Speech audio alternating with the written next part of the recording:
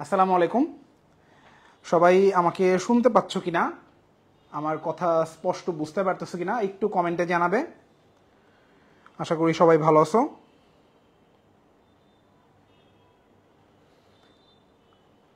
ওয়ালাইকুম আসসালাম তানভীর, ওয়ালাইকুম আসসালাম সুষময়। আজকে আমার সাথে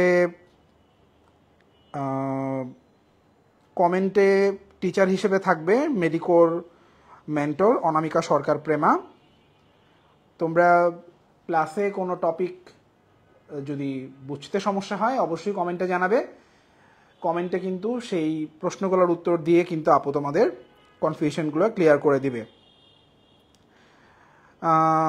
থ্যাংক ইউ মৌমিতা। আজকের ক্লাসটা শুরু হচ্ছে এখন 9টা 23 বাজে। আজকে ক্লাস মোটামুটি 10টা 50 পর্যন্ত হবে, তার মানে প্রায় 1 ঘন্টা 30 মিনিটের সমান একটি ক্লাস হবে। 10টা 50-এর মধ্যে আমরা ক্লাস র্যাপ আপ করে দিব।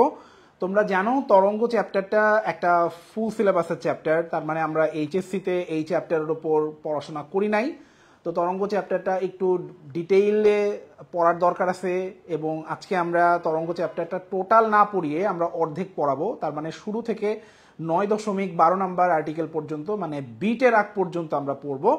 তোমার কাছে যদি বই থাকে, বই সামনে নিয়ে বসবে। ইসাক স্যারের বই হলে সবচেয়ে ভালো, তাহলে আমার স্লাইডের সাথে তুমি তোমার মিল পাবে। যদি ইসাক স্যারের বই না থাকে তাহলে স্লাইডটাই ভালো করে দেখো। খাতা সামনে নিয়ে বসতে পারো, কারণ আজকে আমরা ক্লাস চলাকালীন সময়ে প্রায় 7টা বা 8টা ম্যাথ করাবো, তো তোমার ম্যাথগুলো প্র্যাকটিসও হয়ে যাবে। কেমন? আজকে আমরা ক্লাসের মধ্যে এটাও কিন্তু শিখবো যে মেডিকেল ভর্তি পরীক্ষার জন্য অ্যাকচুয়ালি ফিজিক্স কিভাবে পড়তে হয়। তুমি দেখো মেডিকেল ভর্তি পরীক্ষার কিন্তু মূল সাবজেক্ট হচ্ছে বায়োলজি, তারপরেই আসে কেমিস্ট্রি, সবার শেষে কিন্তু আসে ফিজিক্স। ফিজিক্সের সাথে মেডিকেলের কিন্তু দূর দূর পর্যন্ত আসলে কোনো সম্পর্ক নাই। আমাদের ফিজিক্সের একটা চ্যাপ্টারে কিন্তু অনেক লাইন লেখা থাকে, অনেক তথ্য থাকে, কিন্তু সব তথ্যই মেডিকেল ভর্তি পরীক্ষার জন্য জরুরি না। জিওলজিতে তুমি 1 পৃষ্ঠায় যত তথ্য মনে রাখবা মেডিকেল ভর্তি পরীক্ষার জন্য, বা বোটানিতে তুমি 1 পৃষ্ঠায় যত তথ্য মনে রাখবা মেডিকেল ভর্তি পরীক্ষার জন্য, ফিজিক্সে কিন্তু 10 বা 12 পৃষ্ঠাতেও ততটুকু পরিমাণ তথ্য মনে রাখতে হয় না। হ্যাঁ, যেমন কোনো একটা পাতাতে হয়তো লম্বা একটা সমীকরণ প্রমাণ করা আছে, মেডিকেল ভর্তি পরীক্ষায় ওই প্রমাণের ভেতর থেকে কোনো প্রশ্নই করবে না। প্রশ্ন করবে প্রমাণটা করে শেষে যে লাইনটা প্রুফ করলো সেই লাইনটা বা সেই সমীকরণটা তুলে দিয়ে বলবে সত্য না মিথ্যা।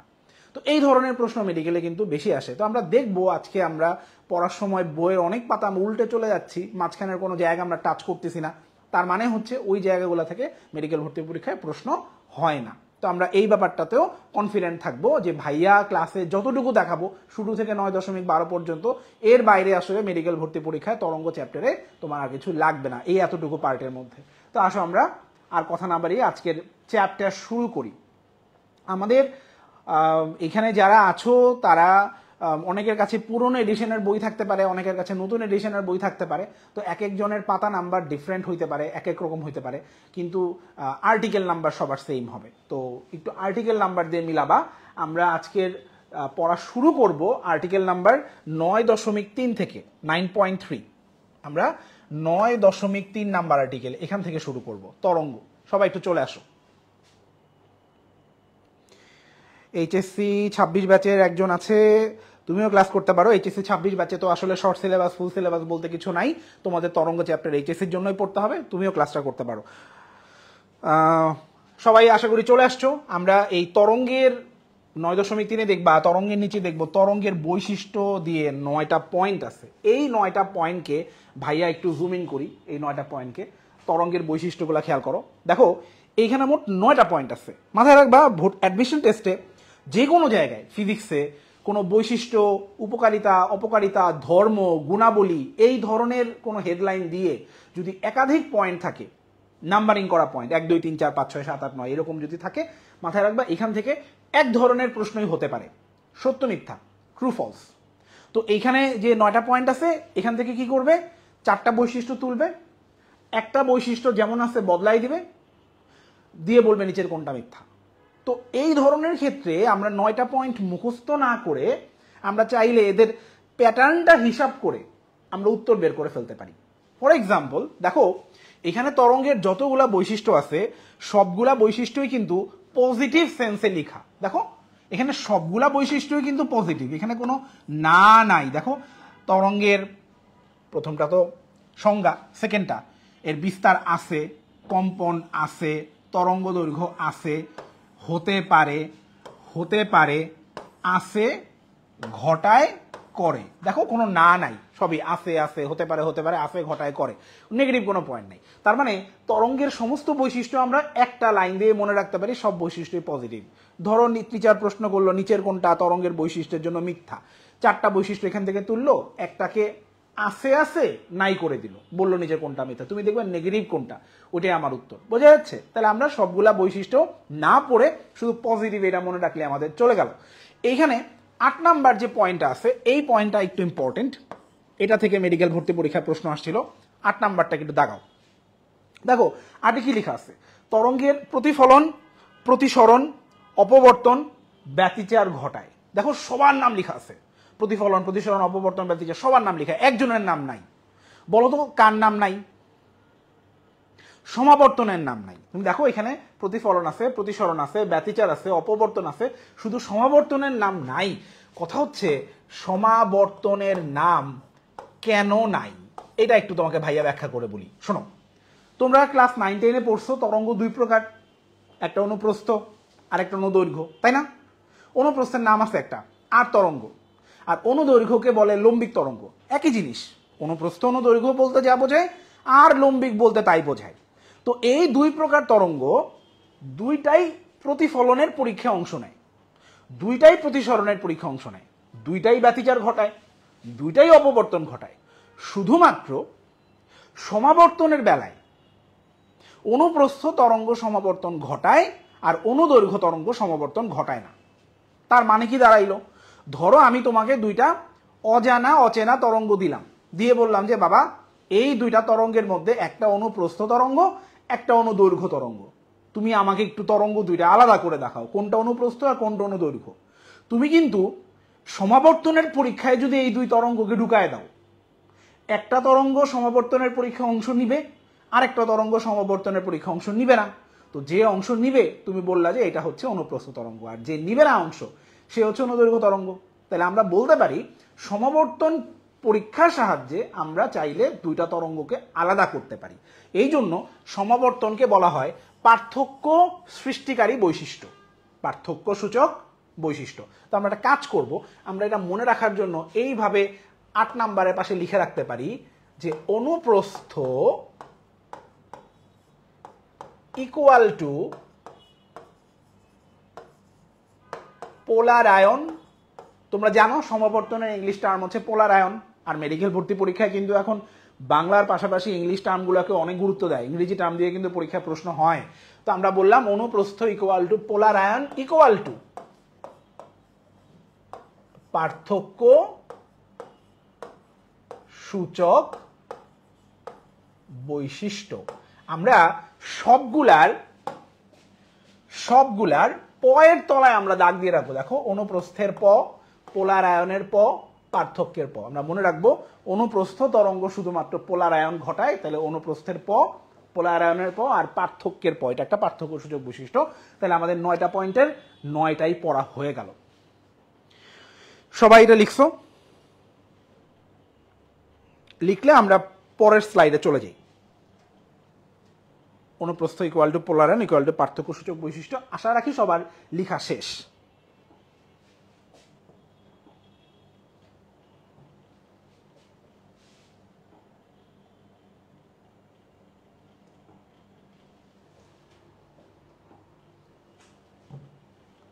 আমরা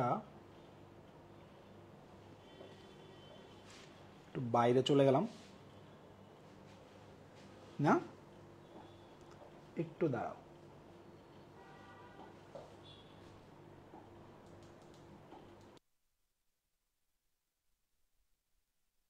পরের স্লাইডে চলে যাই। দেখো পরের স্লাইডটা হচ্ছে এই পাতার নিচের অংশটা। দেখো এই পাতায় আমরা শুরুতে 9.3.1 তরঙ্গের বৈশিষ্ট্য আমরা পড়েছি। এখন আমরা নিচে 9.3.2 তরঙ্গের প্রকারভেদটা আমরা দেখবো। একটু জুম ইন করে দেখাই তোমাকে।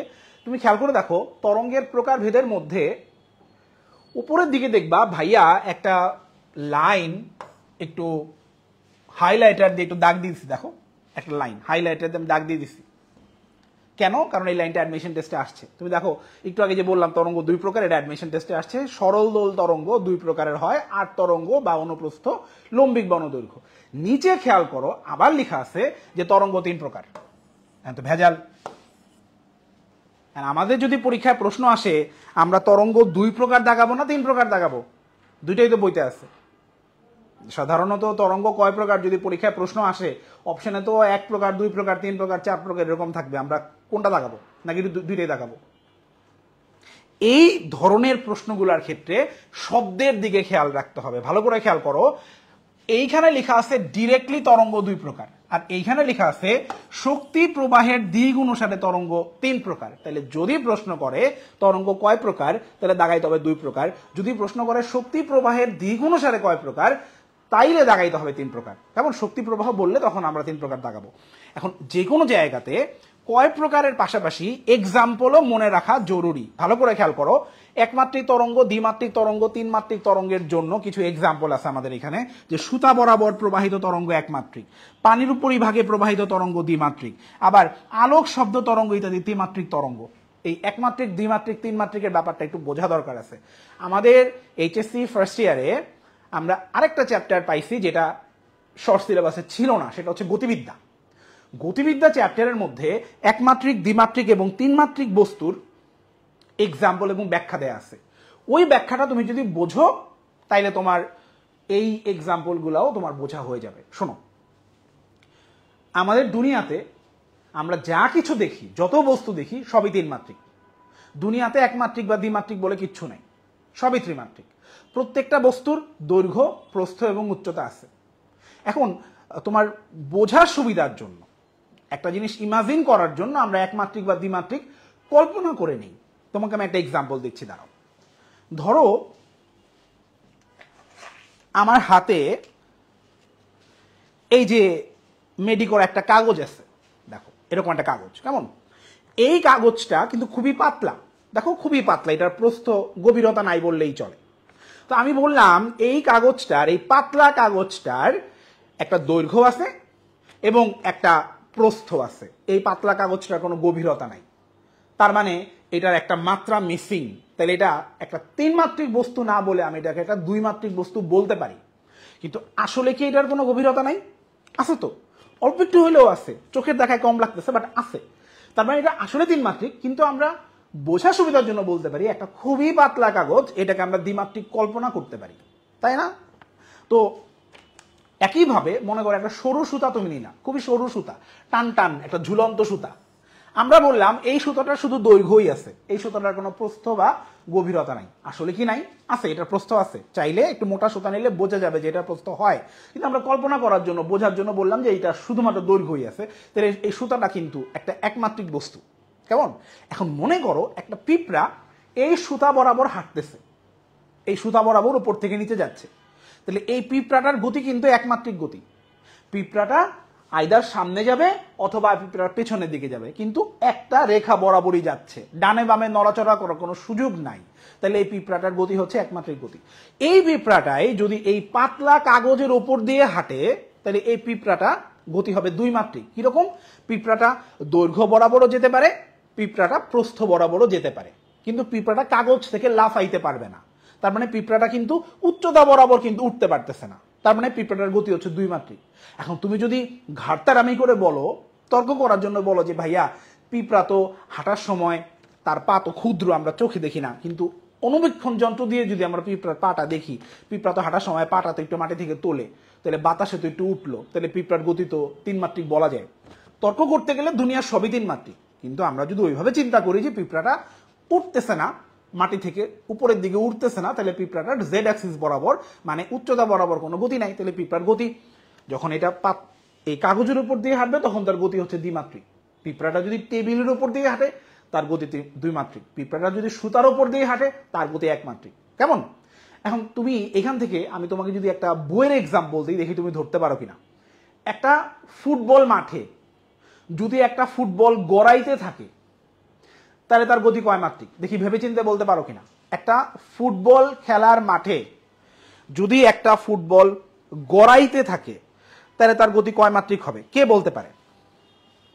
আমি বলছি গড়াইতে থাকে মানে কি, ফুটবলটা মাঠে ড্রপ খাচ্ছে না, মানে উচ্চতা বরাবর উঠতেছে না, তাহলে ফুটবলের গতি 2 মাত্রিক, তাই না? এটা গতিবিদ্যা চ্যাপ্টারের এক্সাম্পল। এখন আমি যদি বলি একটা পাখির গতি কয় মাত্রিক, তাহলে অবশ্যই পাখির গতিটা হবে 3 মাত্রিক। কারণ আমি খেলার মাঠ বরাবর দৌড়াইতেছে কিনা সেটাও বলি নাই, আমি সুতা বরাবর দৌড়াইতেছে কিনা সেটাও বলি নাই, আমি বলছি পাখিটা নড়াচড়া করতেছে, পাখির মুভমেন্ট, এটা কয় মাত্রিক? এটা হচ্ছে 3 মাত্রিক। এখান থেকে আমরা কি বুঝলাম? দুনিয়াতে সব গতিই 3 মাত্রিক, দুনিয়াতে সব বস্তুই 3 মাত্রিক। দ্বিমাত্রিক এবং একমাত্রিক বস্তু বা গতি দুনিয়াতে থাকা সম্ভব না। এই জন্য আমরা যখন একমাত্রিক বা দ্বিমাত্রিক বুঝাইতে যাই তখন আমরা শর্ত অ্যাড করে দিই যে সুতা বরাবর দৌড়াচ্ছে, প্লেট বরাবর দৌড়াচ্ছে, মাঠ বরাবর দৌড়াচ্ছে। শর্ত অ্যাড করা থাকলে সেটা একমাত্রিক বা দ্বিমাত্রিক হতে পারে। যদি কোনো গতি বা কোনো বস্তুর আগে শর্ত অ্যাড করা না থাকে তাহলে সেটা অবশ্যই 3 মাত্রিকই হবে। যেমন দেখো এইখানে যখন তোমার বলছে 3 মাত্রিক তরঙ্গের এক্সাম্পল, তখন কিন্তু বলে নাই কোন বরাবর তরঙ্গটা যাচ্ছে, জাস্ট বলছে আলোক আর শব্দ তরঙ্গ, তাহলে এটা অবশ্যই 3 মাত্রিক গতি হবে। এই আলোক বা শব্দ তরঙ্গ চললে 3 মাত্রিক গতিতে চলবে। কিন্তু যদি আমি তোমাকে বলি একটা আলোক তরঙ্গ সুতা বরাবর দৌড়াচ্ছে, তাহলে ওই যে শর্ত দিলাম, তাহলে এটা 1 মাত্রিক। যদি বলি একটা আলোক তরঙ্গ পানির উপরিভাগে প্রবাহিত হচ্ছে, পানির উপরিভাগে মানে কি? মনে করো পানির উপরিভাগটা শান্ত, টলমল করতেছে, তাহলে পানিটা লাফাচ্ছে না, তাহলে উপরিভাগ মানে কি? একটা তোমার পাতলা কাগজের মতোই লাগে, একটা টেবিলের উপরের পৃষ্ঠের মতোই লাগে, তাহলে এটা একটা শর্ত দিল, এটা গতি হচ্ছে দ্বিমাত্রিক। সবাই কি এই টপিকটা বুঝতে পারছো? সুন্দর, অনেকগুলো উত্তর আসছে। উম্মে হাবিবা উত্তর দিছে, তিথির উত্তর সঠিক হয়েছে, সাদের উত্তর সঠিক হয়েছে, প্রাপ্তি জান্নাতের উত্তর সঠিক হয়েছে, খুব চমৎকার। রোহান আগে অ্যান্সার দিছে, Moumita, Tamim, Jannat, Abdur Rahman, thank you very much. হ্যাঁ, সুলতানা উত্তর দিছে, সবার উত্তর সঠিক। তাহলে আমরা এক্সাম্পলগুলো খুব ভালোভাবে ধরতে পারছি। গতিবিদ্যা চ্যাপ্টারের একটা টপিকও আসলে আমাদের পড়া হয়ে গেল। আমরা পরের পাতায় চলে যাই। তুমি দেখো এই তোমার একমাত্রিক, দ্বিমাত্রিক আর 3 মাত্রিক এইগুলার এক্সাম্পল মনে রাখার পাশাপাশি অনুপ্রস্থ এবং অনুদৈর্ঘ্য তরঙ্গের এক্সাম্পলও মনে রাখতে হবে, কারণ এখান থেকে অ্যাডমিশন টেস্টে প্রশ্ন আসছে। এখন অনুদৈর্ঘ্য আর অনুপ্রস্থ তরঙ্গের এক্সাম্পলগুলোর জন্য আমরা দেখব বইয়ের মধ্যে, তোমার বইয়ে 9.3.3 এই আর্টিকেলটা যেখানে আছে 9.3.3, এটা খুঁজে বের করো। এই 9.3.3 এর উপরে তুমি দেখবা জানার বিষয় লিখে এরকম 4টা করে 8টা এক্সাম্পল পাশাপাশি অনুদৈর্ঘ্য আর অনুপ্রস্থের পাশাপাশি দেয়া আছে। যখনই কোনো জায়গাতে 2 সেট এক্সাম্পল থাকে আমরা 1 সেট বাদ দিই, আমরা 1 সেট পড়ি। যেমন আমরা এখানে শুধুমাত্র লম্বিক তরঙ্গ মানে অনুদৈর্ঘ্য তরঙ্গের এক্সাম্পলগুলো আমরা পড়বো।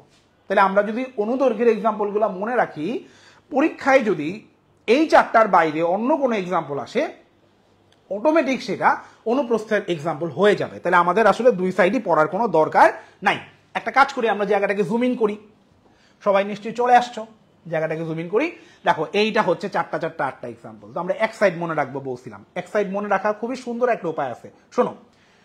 দেখো মাথায় রাখবা, যারা যারা শব্দ আর যারা যারা সংকোচন প্রসারণ করে তারা সবাই লম্বিক। আবার বলি, শয়ে লম্বিক। যারা যারা শব্দ তৈরি করে এবং যারা যারা সংকোচন প্রসারণ করে তারা সবাই লম্বিক তরঙ্গ বা অনুদৈর্ঘ্য তরঙ্গ। তা আমরা মনে রাখবো শয়ে লম্বিক। দেখো এই যে শব্দ, এটা অ্যাডমিশন টেস্টে আসছে, দেখো ভাইয়া দেখো এরকম করে একটা গাঢ় কালার করে দাগ দিয়ে রাখছি। তারপরে তোমার হচ্ছে বাঁশির সুরও তো একটা শব্দ, তাই না? ঢোলের বাড়ির শব্দ, এটাও একটা শব্দ। স্প্রিং এ সৃষ্ট তরঙ্গ, স্প্রিং কিভাবে চলে? সংকোচন প্রসারণ করে করে চলে না, তাইলে স্প্রিংটাও সংকোচন প্রসারণ, এটাও লম্বিক। আরেকটা আছে তোফাজ্জল স্যারের বইতে, যেটা ইসাক স্যারের বই বা তপন স্যারের বইতে নাই, সেটা হচ্ছে কেচোর চলন। কেচোর চলন, এই বলো তো কেঁচো কেমনে হাঁটে? কেঁচো কিভাবে হাঁটে? সংকোচন প্রসারণ করে করে হাঁটে না? তাহলে এটার এক্সাম্পলও কি? লম্বিক তরঙ্গ। এখন এটা শোনার পর আমাকে এক স্টুডেন্ট বলছিল যে ভাইয়া হাইড্রাও তো এইভাবে হাঁটে, ওই যে বায়োলজিতে পড়ছে হাইড্রা, হাইড্রাও তো লুপিং করে করে হাঁটে, তাহলে হাইড্রার চলনটাও কি লম্বিক তরঙ্গের এক্সাম্পল হবে? তখন আমি তাকে প্রশ্ন করলাম পাল্টা যে তাহলে ছোটবেলায় তুমিও তো এইভাবে হামাগুড়ি দিয়ে দিয়ে হাঁটতা সংকোচন প্রসারণ করে করে, তাহলে তোমার চলনও তো লম্বিকই হয়ে যায়, তাই না? দুনিয়াতে এরকম সংকোচন প্রসারণ করে চলে এরকম লাখ লাখ এক্সাম্পল আছে। সমস্যা হচ্ছে মেডিকেল ভর্তি পরীক্ষার প্রশ্ন দুনিয়া থেকে হয় না, বই থেকে হয়। আমাদের বইয়ে আছে এই 5টা, তাহলে এই 5টার বাইরে পরীক্ষায় প্রশ্নই হবে না। এই 5টার বাইরে যদি কোনো এক্সাম্পল পরীক্ষায় আসে অবশ্যই সেটা অনুপ্রস্থের এক্সাম্পলই হবে। এটাই অ্যাডমিশন টেস্টের নিয়ম, তারা বইয়ের বাইরে প্রশ্ন করে না। আশা করি তুমি এই এক্সাম্পলগুলা ধরতে পারছো, বুঝতে পারছো। শয়ে শয়ে লম্বিক না, আমরা এটা দিয়ে মনে রাখতেছি, এর বাইরে সব হচ্ছে অনুপ্রস্থ। এরপর তুমি তোমার বইয়ের 9.3.4 নাম্বার আর্টিকেলে আসবা, 9.3.4, 9.3.4 তরঙ্গ সংক্রান্ত কয়েকটি ভৌত রাশির সংজ্ঞা। এইখানে আসবা এবং এই হেডলাইনের পাশে একটা কথা লিখবা। কথাটা হচ্ছে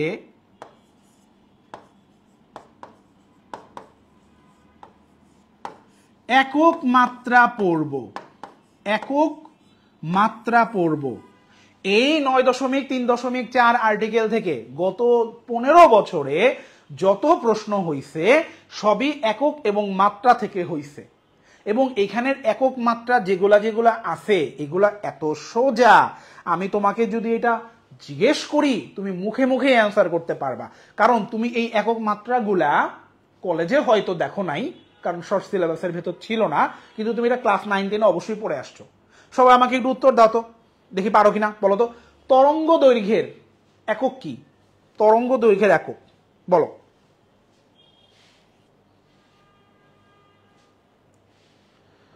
তরঙ্গ দৈর্ঘ্যের একক কি? মিটার, তাই না? কম্পাঙ্কের একক কি? তরঙ্গ দৈর্ঘ্যের একক হচ্ছে মিটার। অনেকে আবার উত্তর দিচ্ছে তরঙ্গ দৈর্ঘ্যের একক ল্যামডা। না রে বাবা, তরঙ্গ দৈর্ঘ্যের প্রতীক হচ্ছে ল্যামডা, একক হচ্ছে মিটার। কম্পাঙ্কের প্রতীক হচ্ছে এফ, একক কি? হার্জ। তো পরীক্ষায় কি প্রশ্ন, এই যে ল্যামডা দেখছো বলছে একজন, আমি বলছিলাম না?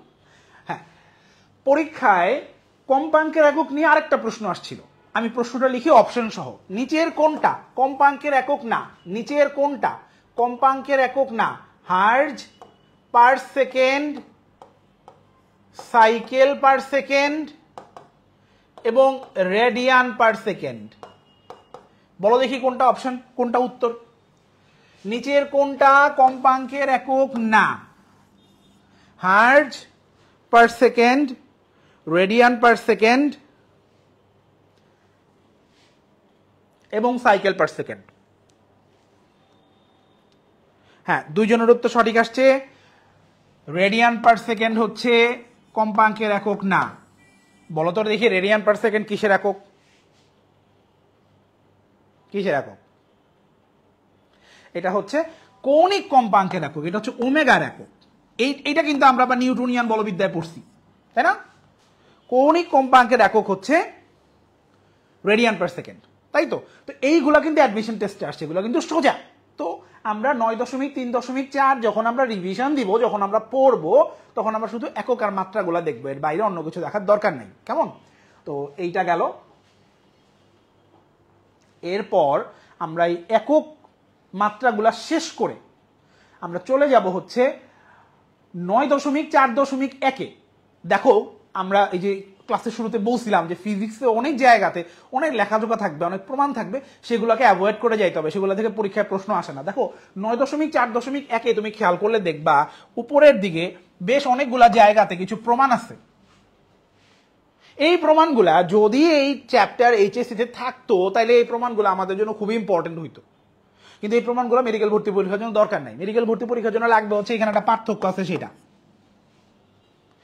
এখন তোমরা গত কয়েকদিনে বেশ কিছু ক্লাস করছো, এটা কি তোমরা তোমাদের পড়াইছে কিনা আই এম নট শিওর, তোমরা জানো কিনা। মেডিকেলের জন্য আমরা যখন কোনো পার্থক্য পড়ি তখন আমরা পার্থক্যের দুই সাইড পড়ি না, পার্থক্যের আমরা এক সাইড পড়ি, কারণ পার্থক্যের এক সাইড পড়লে আরেক সাইড পড়া হয়ে যায়। এটা সব মেডিকেল ভর্তি পরীক্ষার্থীর বৈশিষ্ট্য। ধরো যে কোনো জায়গাতে মনে করো কোনো একটা কিছুর বৈশিষ্ট্য দেয়া আছে, মনে করো কথার কথা তোমার মনে করো ধমনীর বৈশিষ্ট্য দেয়া আছে রক্ত চ্যাপ্টারে, আবার মনে করো শিরার বৈশিষ্ট্য দেয়া আছে, তো মেডিকেল ভর্তি পরীক্ষার্থী যারা, তারা কি করবে জানো? তারা ধমনীর বৈশিষ্ট্যও পড়বে না, তারা শিরার বৈশিষ্ট্যও পড়বে না, তারা ধমনী শিরার পার্থক্য পড়বে। কেন? কারণ পার্থক্যের এক পাশ পড়লে আরেক পাশ পড়া হয়ে যায়। এইভাবে আমরা ফিজিক্সের পড়াটাকে কমায় নিয়ে আসবো। দেখো আমরা নিচে যে পার্থক্যটা আছে, এই পার্থক্যটাকে একটু জুম ইন করি। কণার বেগ আর তরঙ্গ বেগের পার্থক্য দেখো, আমরা কণার বেগের সাইডটা পড়ব। দেখো কণার বেগের সমস্ত পয়েন্ট হচ্ছে নেগেটিভ। কণার বেগ সময় এবং অবস্থানের সাথে পর্যায়ক্রমে পরিবর্তিত হয়, অর্থাৎ কণার বেগ ধ্রুবক নয়। 9কে দাগ দিলাম। 2 নাম্বার পয়েন্ট, মাধ্যমের কণাগুলো ডানে বামে স্থান পরিবর্তন না করে, দেখো আবারও নেগেটিভ পাইছি। তাহলে আমরা এইভাবে মনে রাখতে পারি, কণা শব্দটার মধ্যে একটা না আছে, কণা শব্দটার মধ্যে একটা না আছে। তাহলে কণার বেগের সমস্ত বৈশিষ্ট্য নেগেটিভ নেগেটিভ হবে। তার মানে অটোমেটিকই তরঙ্গের বৈশিষ্ট্যের সমস্ত, তরঙ্গের বেগের সমস্ত বৈশিষ্ট্য নেগেটিভ ছাড়া হবে। কথা বোঝা যাচ্ছে? তাহলে আমরা কণার বেগের না দিয়ে আমরা এটা মনে রাখতে পারবো। তা আমাদের এই স্লাইড ডান, বৈশিষ্ট্য ডান। এখন তুমি একটু খেয়াল করে দেখো, আগের পাতায় ফেরত যে দেখো, এই বৈশিষ্ট্যের নিচেই দেখবা কিছু ম্যাথ শুরু হয়েছে। ম্যাথ শুরু হয়েছে ফিজিক্সের সাথে অন্যান্য চ্যাপ্টারের এই একটা মূল তফাৎ, ফিজিক্সে একটু বেশি ম্যাথ করতে হয় মেডিকেলের জন্য, মানে অন্যান্যগুলোর তুলনায়, তোমার কেমিস্ট্রির তুলনায় ফিজিক্সের জন্য ওইটা ম্যাথটা একটু বেশি করতে হয়। তবে সেটাও আসলে অন্যান্য ইউনিভার্সিটি অ্যাডমিশন টেস্টের তুলনায় অনেক কম করতে হয়। তো আমরা এই ম্যাথগুলোকে মানে সহজে কিভাবে করা যায় এইটার দিকে আমরা একটু খেয়াল করবো। দেখো এখানে অনেকগুলা ম্যাথের মধ্যে 2 নাম্বার যে ম্যাথটা, এই ম্যাথটা আমাদের জন্য ইম্পর্টেন্ট। এই একটা ম্যাথ করলে তুমি বেশ কয়েকটা ম্যাথ পারবা, এই ম্যাথটা জরুরি আমাদের জন্য। এই ম্যাথটাকে আমি একটু জুম ইন করি, আলাদা একটা পাতায় নেই। দেখো একটু মনোযোগ দিয়ে পড়ো ম্যাথটা কি লেখা আছে। 3টা সুষলাকার কম্পাঙ্ক যথাক্রমে 123, 369 এবং 615, এরা বায়ুতে যে তরঙ্গ সৃষ্টি করে তাদের তরঙ্গ দৈর্ঘ্যের অনুপাত চাইছে। তুমি খেয়াল করো এখানে কিন্তু ল্যামডার মান চাই নাই, ল্যামডার অনুপাত চাইছে। তাইলে আমরা এইটাকে, এই অঙ্ককে নাম দিতে পারি যে, এইটাকে আমরা বলতে পারি এটা হচ্ছে অনুপাতের ম্যাথ। এখানে অ্যাকচুয়াল ভ্যালু চাই নাই, এখানে অনুপাত চাইছে, এটাকে আমরা বলতে পারি অনুপাতের ম্যাথ। কেমন? যেই কোনো অনুপাতের ম্যাথের কিন্তু একটা নিয়ম আছে। অনুপাত মানে ছোট করে ফেলো, অনুপাত মানে কিছু না কিছু দিয়ে ভাগ করে ছোট করে ফেলো। ফর এক্সাম্পল, কোনো জায়গায় ধরো তোমার এই অঙ্কের উত্তরই মনে করো তোমার আসছে 10:20, তুমি কি 10:20 রাখবা নাকি 1:2 বলবা? উত্তর 1:2 বলবা না, তুমি 10 দিয়ে ভাগ করে 1:2 বলবা। অনুপাত মানে যত পারো ছোট করে ফেলো।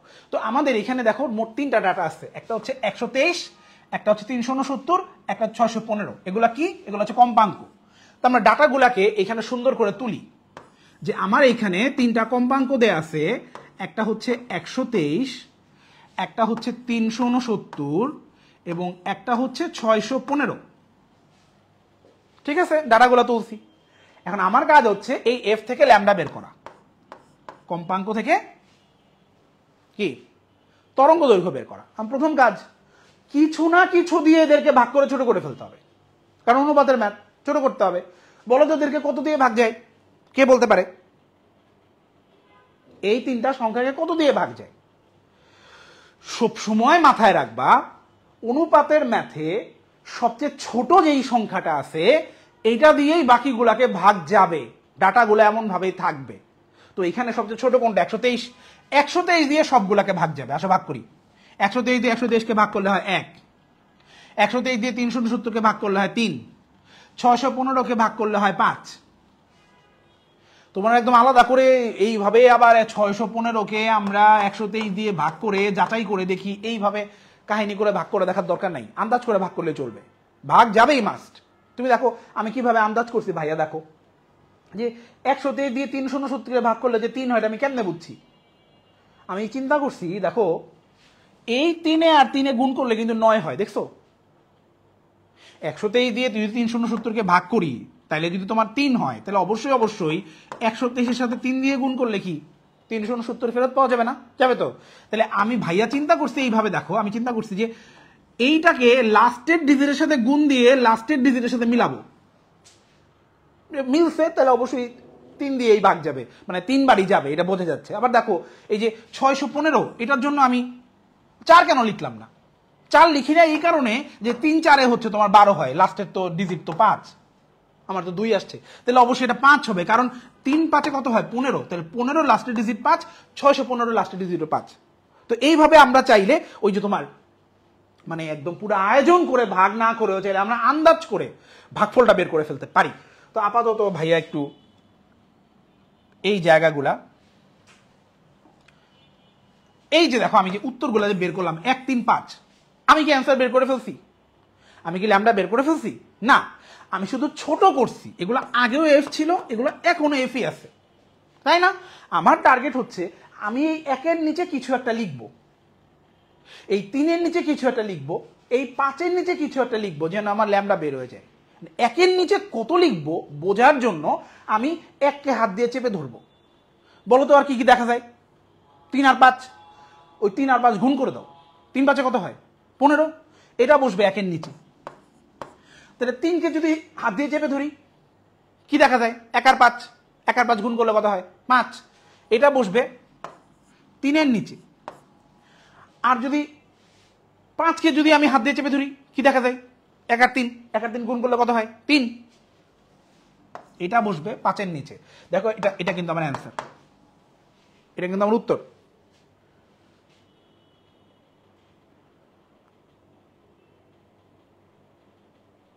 তাই না? তাহলে আমরা কি করলাম? আমরা প্রথমে সবচেয়ে ছোটটাকে দিয়ে সবগুলোকে ভাগ করছি, তারপরে যেটা করছি প্রত্যেকটার জায়গায় নিচে আমি কিছু একটা লিখবো, কি লিখবো বোঝার জন্য ওইটা ছাড়া বাকিগুলা গুণ দিছি, তাই না? 1-এর জায়গায় কি গুণ দিছি? 3 আর 5 গুণ দিছি। এখন একটা অঙ্ক তুমি তখনই ভালো পারবা যখন তুমি বেশি বেশি প্র্যাকটিস করবা। আসো আমি তোমাকে একটা ভিন্ন ডাটা দেই, দেখে তুমি প্র্যাকটিস করতে পারো কিনা। দেখো তো, ধরো আমি তোমাকে দিলাম 10 20 আর 30, বলো কত দিয়ে ভাগ করবা? কত দিয়ে ভাগ করবা? 10 দিয়ে ভাগ করবা না? ভাগ করলে কত হবে? 1 2 আর 3। এখন তুমি আমাকে বলো তো 1-এর নিচে কি লিখবা? 1-এর নিচে 6, কারণ 1 ছাড়া আর কি কি আছে? 2 আর 3 আছে, 1-এর নিচে 6। 2-এর বদলে কি লিখবা? 2 ছাড়া বাকিগুলা 1 আর 3-এর গুণফল, তাহলে 3। 3-এর বদলে কি লিখবা? 1 আর 2-এর গুণফল, তাহলে 2। এলো অ্যান্সার। এখন তুমি 3টা দিয়ে খুব ভালো পারো না? দেখি তো 4টা দিয়ে কেমন করো। আমি 10 20 30 40 দিলাম, এতক্ষণ ধরে আমরা 3টা ডাটা দিছি, এখন ডাটা দিছি কয়টা? 4টা। 10 20 30 40, তাহলে প্রথম কাজ কি? 10 দিয়ে ভাগ করা। কত হবে? 1 2 3 4। এখন দেখি কে পারে। 1-এর বদলে এখন তুমি কত কত গুণ করবা? কানিস ফাতেমা আরেকবার কিন্তু বলতেছি, আমি কিন্তু এই অঙ্কটা কয়েকবার করাবো, কয়েকবার। দেখো নতুন একটা ডাটা দিচ্ছি কিন্তু আবার 10 20 30 40।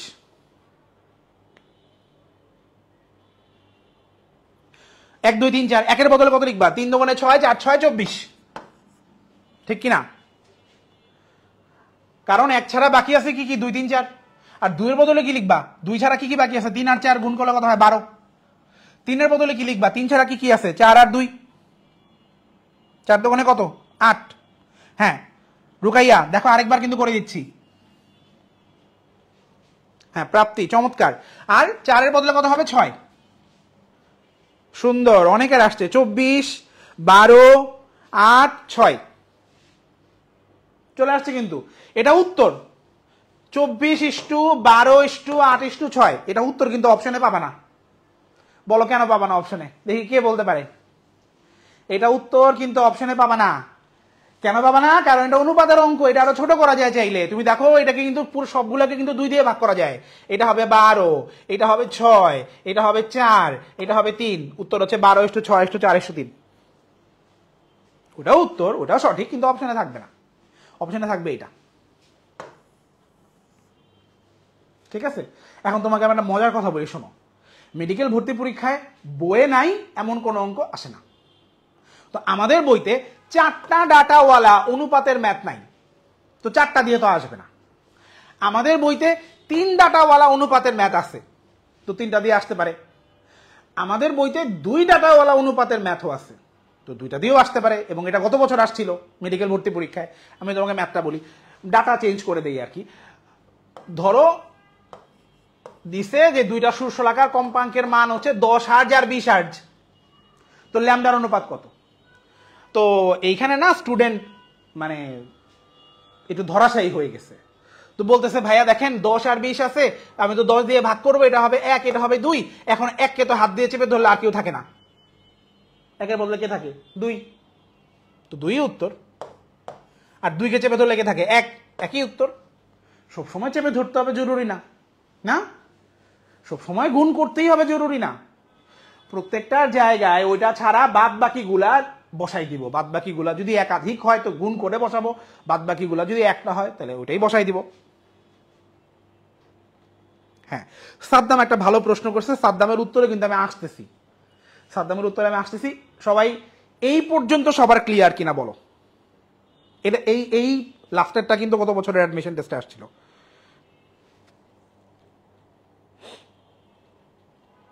এই পর্যন্ত সবার ক্লিয়ার? ডান, সুন্দর। তাহলে আমরা এইবার একটু এই অঙ্কের মেকানিজমটা বলি যে এটা কেন হচ্ছে। আসলে এটা কেন হচ্ছে শোনো। এটা হওয়ার কারণ হচ্ছে, দেখো আমার দেয়া ছিল এফ, চাইছে হচ্ছে ল্যামডা। তো এফ আর ল্যামডার মধ্যে সম্পর্ক কিন্তু ব্যস্তানুপাতিক, এটা তোমরা জানো তাই না? কম্পাঙ্ক বাড়লে তরঙ্গ দৈর্ঘ্য কমে, তরঙ্গ দৈর্ঘ্য বাড়লে কম্পাঙ্ক কমে, জানো না? দুনিয়াতে যাদের যাদের মধ্যে সম্পর্ক ব্যস্তানুপাতিক তাদের সবার জন্য এই শর্টকাট প্রযোজ্য, সবার জন্য। তার মানে তোমাকে যদি আমি বলতাম যে বাবা ল্যামডার মান দিয়া দিছি 3টা, কম্পাঙ্কের অনুপাত জানতে চাইছি, কম্পাঙ্ক চাইছি, এটাও কিন্তু সেম শর্টকাটই হইতো, কারণ ল্যামডা এবং এফ এর মধ্যে সম্পর্ক ব্যস্তানুপাতিক। আবার তোমাকে যদি আমি কেমিস্ট্রি থেকে বলি বয়েলের সূত্রটা চিন্তা করো, বয়েলের সূত্রে কিন্তু চাপ এবং আয়তন পরস্পরের ব্যস্তানুপাতিক। তার মানে আমি তোমাকে যদি বলি যে বাবা কোনো একটা জায়গাতে 3টা পাত্র আছে, প্রথম পাত্রের আয়তন 10 ml, সেকেন্ড পাত্রের আয়তন 20 ml, তৃতীয় পাত্রের আয়তন 30 ml। এই পাত্র 3টার মধ্যে গ্যাস রাখছি, গ্যাস, এটার মধ্যে গ্যাস, এটার মধ্যে গ্যাস, এটার মধ্যে গ্যাস। তো গ্যাসগুলা কি পাত্রের দেয়ালের গায়ে চাপ দিবে না?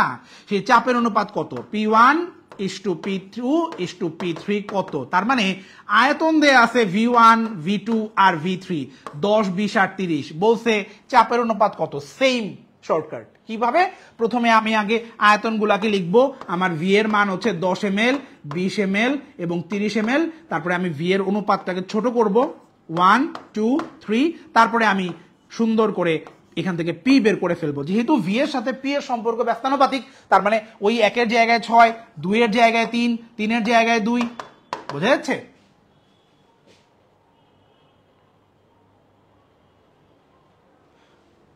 তার মানে ব্যস্তানুপাতিক সবার জন্য সেম নিয়ম। এখন সাদ্দাম যে প্রশ্নটা করছে যে ভাইয়া সমানুপাতিক দিয়ে যদি কোনো প্রশ্ন আসে তখন কি করব? সাদ্দামের কোয়েশ্চেনটা যে ধরো তোমাকে বয়েলের সূত্র দিয়ে না প্রশ্ন করে চার্লসের সূত্র দিয়ে প্রশ্ন করলো। তোমরা জানো চার্লসের সূত্রে আয়তন আর তাপমাত্রা পরস্পরের সমানুপাতিক, জানো তো? তাহলে তোমাকে যদি সেম প্রশ্নটাই করতাম যে বাবা 3টা পাত্রের আয়তন 10 ml, 20 ml, 30 ml, পাত্র 3টার মধ্যে গ্যাস রাখছি, টেম্পারেচারের অনুপাত কত? স্থির চাপে যদি করি টেম্পারেচার অনুপাত কত হবে? এখন তোমার আয়তন থেকে এখন তোমাকে টেম্পারেচার বের করতে হবে। বলো কি করবা? কে বলতে পারে? সেমই থাকবে। শোনো, আয়তন এবং তাপমাত্রা পরস্পরের সমানুপাতিক মানে কি? তোমার অনুপাত যা আমার অনুপাত তাই, এই জন্যই তো আমরা সমানুপাতিক।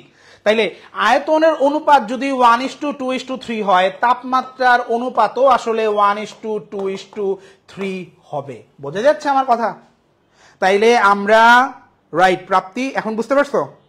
তার মানে আমরা এই অনুপাতের অঙ্ককে আসলে সামারাইজ করি। দুনিয়াতে অনুপাতের অঙ্ক 2 প্রকার, একটা সমানুপাতের অঙ্ক, একটা ব্যস্তানুপাতের অঙ্ক। সমানুপাতের জন্য আমরা যদি এই যে যাকে দেয়া আছে আর যাকে বের করতে বলছে তাদের মধ্যে সম্পর্ক যদি সমানুপাতিক হয় তাইলে উত্তর সেকেন্ড লাইন থেকে বের হয়ে যাবে, তাই না? ওই ছোট করলে যা বেরোবে ওইটাই উত্তর। আর যদি যাকে দেয়া আছে আর যাকে চাইছে তাদের মধ্যে সম্পর্ক যদি ব্যস্তানুপাতিক হয় তাহলে তৃতীয় লাইন পর্যন্ত আসতে হবে, ওই যে একটার বদলে বাকি 2টা গুণ করতে হবে। বোঝা যাচ্ছে? তাহলে আমরা যত ধরনের সমানুপাতিক ব্যস্তানুপাতিকের ম্যাথ আছে সব আমরা এই নিয়মে করে ফেলতে পারবো। আশা করা যায় এটা একটা বড় শর্টকাট ছিল, অনেকগুলা ম্যাথ এটাতে কভার হয়, কেমিস্ট্রির কিছু ম্যাথও কভার হচ্ছে, তুমি দেখতে পাচ্ছ, এটা তোমরা সবাই বুঝতে পারছো। এইখানে এই পুরা সিরিজে 1, 2, 3, 4, 5, 6 করে 9টা অঙ্ক আছে। তার মধ্যে ভাইয়া 2 নাম্বার অঙ্কটা দেখাইছি, আর ভাইয়া 9 নাম্বার অঙ্কটা দেখাবো। এই 9 নাম্বার অঙ্কটা তুমি যদি শর্টকাটটা ভালো মতো বোঝো তাহলে তোমার ফিজিক্স সেকেন্ড পেপারের কয়েকটা চ্যাপ্টারের ম্যাথও তোমার হবে এবং খুব ইম্পর্টেন্ট কিছু ম্যাথ তুমি পারবা। তো এই অঙ্কটা দিকে খেয়াল করো। দেখো এই 8 নাম্বার অঙ্কের ইউনিকনেসটা কি আমি তোমাকে বলি। এই অঙ্কে একটা ডাটা চাই নাই, এই অঙ্কে দুইটা ডাটা চাইছে। দেখো শলাকা দ্বয়ের কম্পাঙ্ক নির্ণয় করো। শলাকা দ্বয় মানে কয়টা? দুইটা। তার মানে এই অঙ্কের উত্তর একটা আসবে না, জোড়ায় জোড়ায় আসবে। ডাবল অ্যান্সার না কিন্তু, জোড়ায় জোড়ায় উত্তর। শলাকা দ্বয়ের কম্পাঙ্ক কত? অপশন থাকবে এরকম 10 hertz, 20 hertz, option B 40, 50 hertz, option C 80, 90 hertz. এইভাবে কিন্তু অপশন আসবে। যেমন দেখো এখানে তোমার উত্তর কিন্তু দুইটা, দেখো 654 আর 436। তো এই অঙ্কটা খুবই ইউনিক।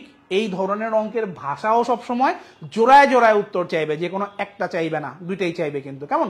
আসো আমরা একটু অঙ্কের ডাটাগুলো একটু আমরা পর্যালোচনা করি। শর্টকাটটা একটু ভেঙে ভেঙে দেখাই তোমাকে। দেখো এখানে লেখা আছে দুইটা সুরশলাকার কম্পাঙ্কের পার্থক্য 218।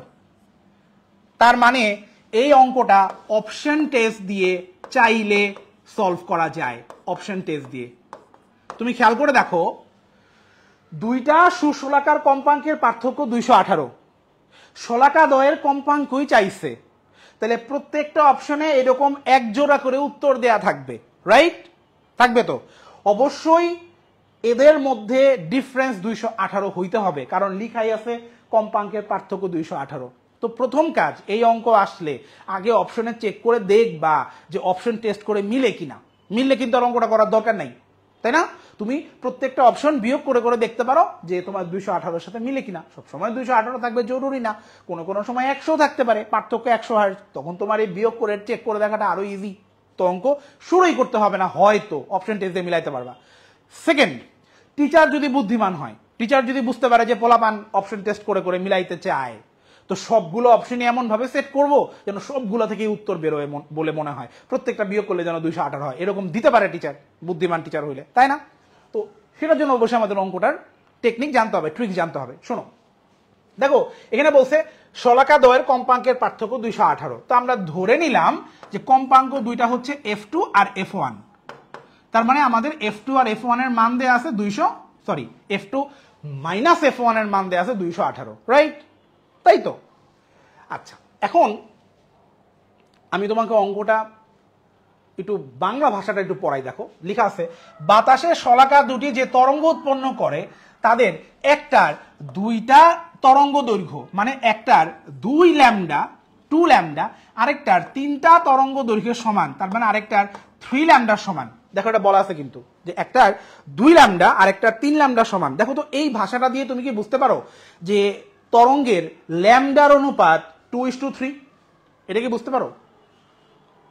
ল্যামডার অনুপাত 2:3, তাই না? তাহলে এটাকে বুঝতে পারো ল্যামডা আর এফ কি পরস্পর ব্যস্তানুপাতিক না? তাহলে ল্যামডার অনুপাত যদি 2:3 হয়, এফ এর অনুপাত কি হবে? 3:2। তা তো বলা যায়। তাহলে আমি কিন্তু একবারে লিখতে পারি F2 by F1 equal two 3/2।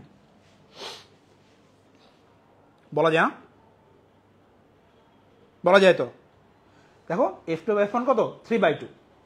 তার মানে আমাকে আসলে তারা বলছে যে বাবা এই দুইটা সমীকরণ সলভ করো।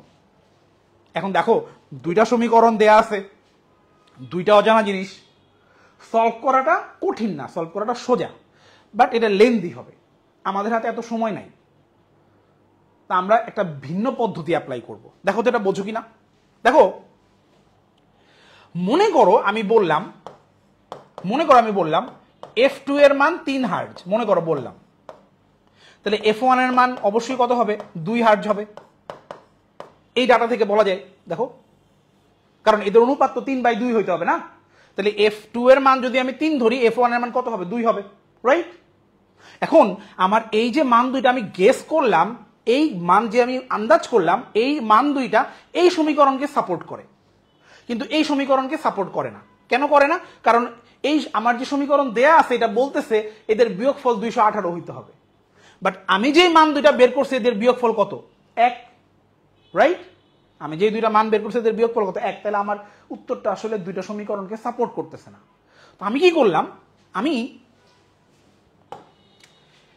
এই সমীকরণটার উপরে একটা 2 দিয়ে গুণ করলাম, নিচেও একটা 2 দিয়ে গুণ করলাম। যে ভাই আপনি 2 দিয়ে কেন গুণ করলেন? মানে ইচ্ছা একটা র্যান্ডম সংখ্যা 2 দিয়ে গুণ করছি। একই জিনিস দিয়ে কি উপরে নিচে গুণ করা যায় না? যাই তো। দেখো আমার উপরে কত হয়েছে, এখন উপরে f2 এর মান কত হয়েছে? 3 দুগুণে 6। দেখো আমি লিখলাম এখন f2 এর মান হচ্ছে এখন 6, আর f1 এর মান কত দেখো তো 4। দেখো এই দুইটা মান কিন্তু এখনো সেকেন্ড সমীকরণকে সাপোর্ট করে, কারণ এদের ভাগফল কিন্তু এখনো 3/2। দেখো যে ভাগ করলে দেখো 3/2 হয়, কিন্তু এরা এখনো দেখো প্রথম সমীকরণকে সাপোর্ট করে না। খেয়াল করে দেখো, প্রথম সমীকরণ সাপোর্ট করার জন্য বিয়োগফল কত হইতে হবে? 218 হইতে হবে, বাট আমাদের বিয়োগফল এখন কত? 2। তার মানে আমাদের এটাও কিন্তু সঠিক উত্তর না। আচ্ছা তুমি একটু চিন্তা করো তো, আমার একটু আগে তাদের মধ্যে বিয়োগফল 1 ছিল না? একটু আগে উত্তর দুইটার মধ্যে বিয়োগফল 1 ছিল না? আমি কি এমন করলাম যে বিয়োগফল 2 হয়ে গেছে? কি এমন করছি? আমি 2 দিয়ে গুণ করছি, রাইট? দেখো উপরে নিচে 2 দিয়ে গুণ করছি, এই জন্য দেখে এদের মধ্যে বিয়োগফল 2 হয়ে গেছে। তাহলে আমি যদি উপরে নিচে যদি আমি 2 দিয়ে না গুণ করে যদি আমি 3 দিয়ে গুণ করতাম, ধরো এখানে আমি যদি 3 দিয়ে গুণ করতাম, এখানে যদি 3 দিয়ে গুণ করতাম, তাহলে কত আসতো উপরে উত্তর? উপরে আসতো 9, নিচে আসতো 6। ভাগ করলে কিন্তু 3/2 হইতো, কিন্তু বিয়োগ করলে কত হইতো? 3। কেন? কারণ এদেরকে আমি 3 দিয়ে গুণ করছি তাই। তাহলে তুমি আমাকে বলো আমার বিয়োগফল কত দরকার? 218 দরকার। তাহলে আমি যদি 3 দিয়ে না গুণ করে যদি আমি 218 দিয়ে গুণ করি, তাইলে আমি যে অ্যান্সারটা পাবো ওই অ্যান্সারের ভাগ করলে কিন্তু ঠিকই আবার 3/2 আসবে, কিন্তু বিয়োগ করলে কত আসবে? 218 আসবে। তার মানে আমার সঠিক উত্তর হচ্ছে 3 × 218, আর একটা হচ্ছে 2 × 218। তার মানে এই অঙ্কের একদম মানে কাটায় কাটায় শর্টকাট হচ্ছে যে এই যে 218 পার্থক্য দেয়া আছে তার সাথে তুমি একবার এই 2 কে গুণ দাও, আর এই 218 সাথে তুমি এই 3 কে গুণ দাও। 218 × 3 এটা হবে 654। এটা একটা উত্তর, এই যে এটা উত্তর দেখো 218 × 3, দেখো এটা কিন্তু ফাইনাল লাইন না? আর এই 218 × 2 এটা হবে কত? 436। তার মানে এই অঙ্কের শর্টকাট হচ্ছে আমি যে পার্থক্যটা দেয়া আছে তার সাথে আমি অনুপাতগুলাকে ধরে ধরে গুণ করে দিচ্ছি, তাই না? তা আমি তোমাদের একটা অঙ্ক দেই, দেখি তোমরা পারো কিনা, বলো তো দেখি। দুইটা সুরশলাকার কম্পাঙ্কের পার্থক্য 100 হার্জ। দুইটা সুরশলাকার কম্পাঙ্কের পার্থক্য 100 হার্জ।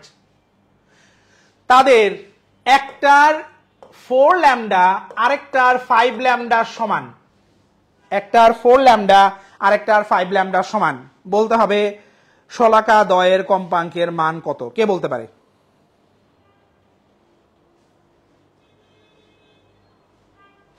কে পারে?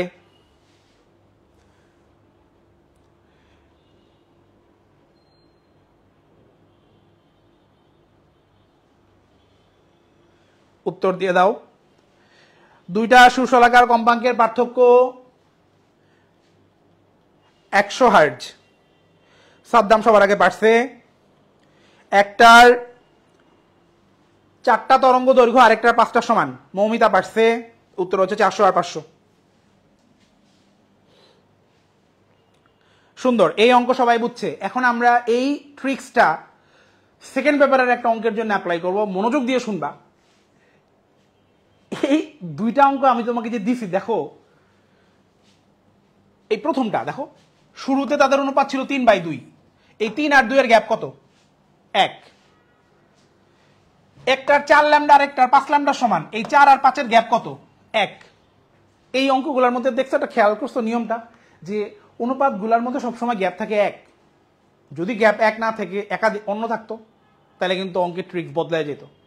মনে করো আমি তোমাকে বললাম যে দুইটা সুশলাকার কম্পাঙ্কের পার্থক্য 100 হার্জ। 100 হার্জ, হ্যাঁ। আমি তোমাকে বললাম একটার 3 ল্যামডা আরেকটার 5 ল্যামডা সমান। উত্তর কত হইতো?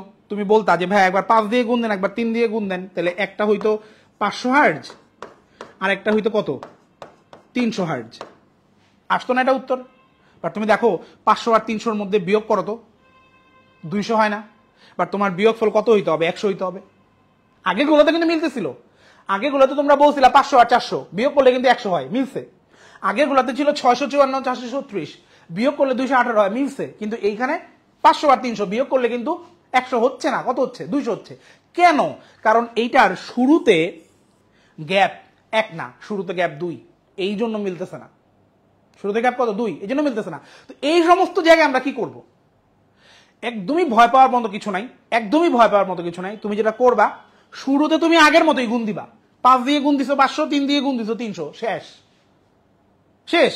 স্যার যদি বলে তোর ভুল হয়েছে, তুমি বলবা স্যার থামেন, আমি অঙ্ক এখনো শেষ করি নাই। এই যে স্যার 500 আর 300 বাইর করছি, এদের মধ্যে গ্যাপ কত ছিল? 2 না? এই 500কে গ্যাপ দিয়ে ভাগ দেন। 500 ভাগ 2 কত? 250। এটা একটা উত্তর, 250। আর এই 300কে 2 দিয়ে ভাগ দেন, ওই গ্যাপ দিয়ে ভাগ দেন। 300কে 2 দিয়ে ভাগ দিলে কত হয়? 150। দেখো তো, এই 250 আর 150 এদের মধ্যে কিন্তু বিয়োগফল 100, এদের মধ্যে কিন্তু বিয়োগফল 100। তার মানে এখানে যদি যেই অনুপাতগুলো দেয়া থাকবে, এদের গ্যাপ যদি 1 ছাড়া অন্য কিছু হয়, ওই গ্যাপ দিয়ে লাস্টে ভাগ করে দিতে হবে। এখন তোমাকে যদি স্যার বলে কেন আগেরটাই তো গ্যাপ দিয়ে ভাগ করস নাই, আগেও তো অঙ্ক ছিল, আগেও তো তুই শর্টকাট অ্যাপ্লাই করছিস, বা গ্যাপ দিয়ে তো ভাগ দেস নাই। তুমি বলবা স্যার আগের বার আমি গ্যাপ দিয়ে ভাগ দিচ্ছি, আপনি দেখেন নাই। আগের বার এই যে আপনি বলছিলেন না কম্পাঙ্কের পার্থক্য 100, একটার 4 ল্যামডা আর একটা 5 ল্যামডা সমান, আমি বাইর করছি একটা 500 একটা 400, এখানেও আমি গ্যাপ দিয়ে ভাগ দিছিলাম, এখানে তো গ্যাপ 1, এই জন্য গ্যাপ দিয়ে ভাগ করার পর আপনি বুঝেন নাই 500 ভাগ 1 আর 400 ভাগ 1। বুঝতে পারছো?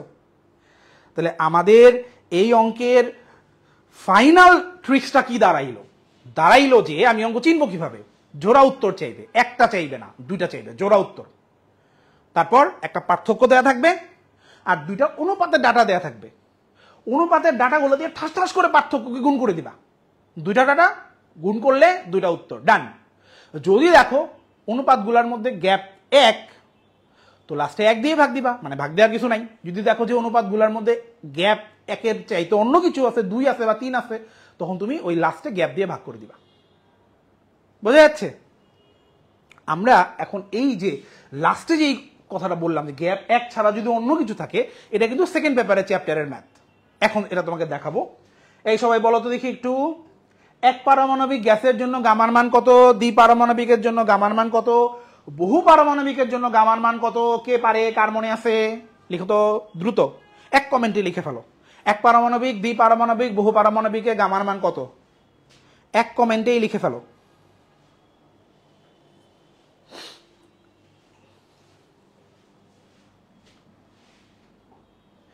এক পারমাণবিকে গামার মান কোথায় লেখা যায় বলো তো? এখানে লিখি,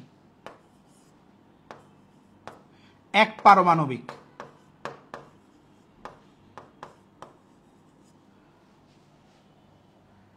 গামা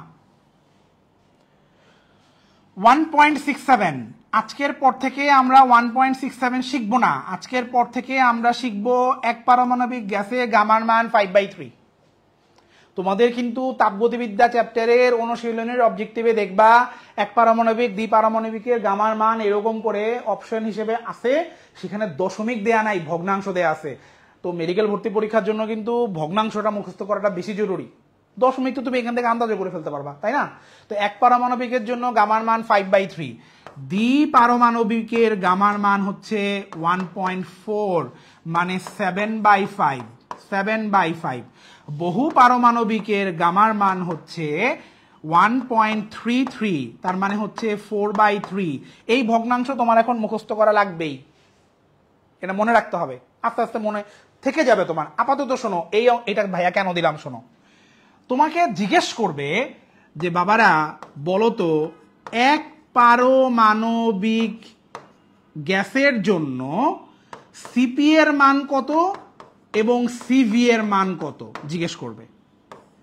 সিপি এর মান কত আর কি সিভি এর মান কত জিজ্ঞেস করবে, আর কিচ্ছু দিবে না, জাস্ট বলবে এক পারমাণবিকের জন্য সিপি সিভি এর মান কত।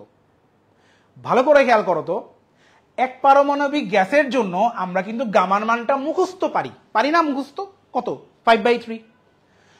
কে বলতে পারে গামা মানে সিপি বাই সিভি না সিভি বাই সিপি? গামা মানে কিন্তু সিপি বাই সিভি। তার মানে আমরা এক পারমাণবিক গ্যাসের জন্য সিপি বাই সিভি এর মানটা অলরেডি জানি, কত? 5/3। আচ্ছা, যে কোনো পারমাণবিক গ্যাসের জন্যই আমরা কি সিপি মাইনাস সিভি এর মান জানি না?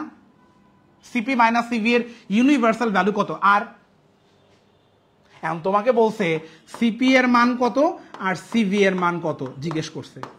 একটু ভালো করে ভেবে চিন্তে খেয়াল করো। আমরা একটু আগেই ডাটা লিখছিলাম F2 minus F1 equal to 218। এখন আসছে CP minus CV equal to R. একটু আগেই আমাদের ছিল F2 by F1 equal two 3/2। এখন আমাদের আসছে সিপি বাই সিভি সমান সমান 5/3। এই সিমিলার লাগতেছে না? একটু আগে আমরা F2 আর F1 এর মান বের করছিলাম, তো এখন কি আমরা সিপি আর সিভি এর মান বের করতে পারবো না? পারবো তো। একটু আগে আমরা কি করছিলাম, এই 3 দিয়ে 218কে ঠাস করে গুণ করে দিয়েছিলাম, কত আসছিল? 654। এখন আমরা কি করব, এই 5 দিয়ে এই আর কে ঠাস করে গুণ করে দিব, কত আসবে? 5R। এটাই সিপি এর মান, এটাই কত? সিপি এর মান 5R।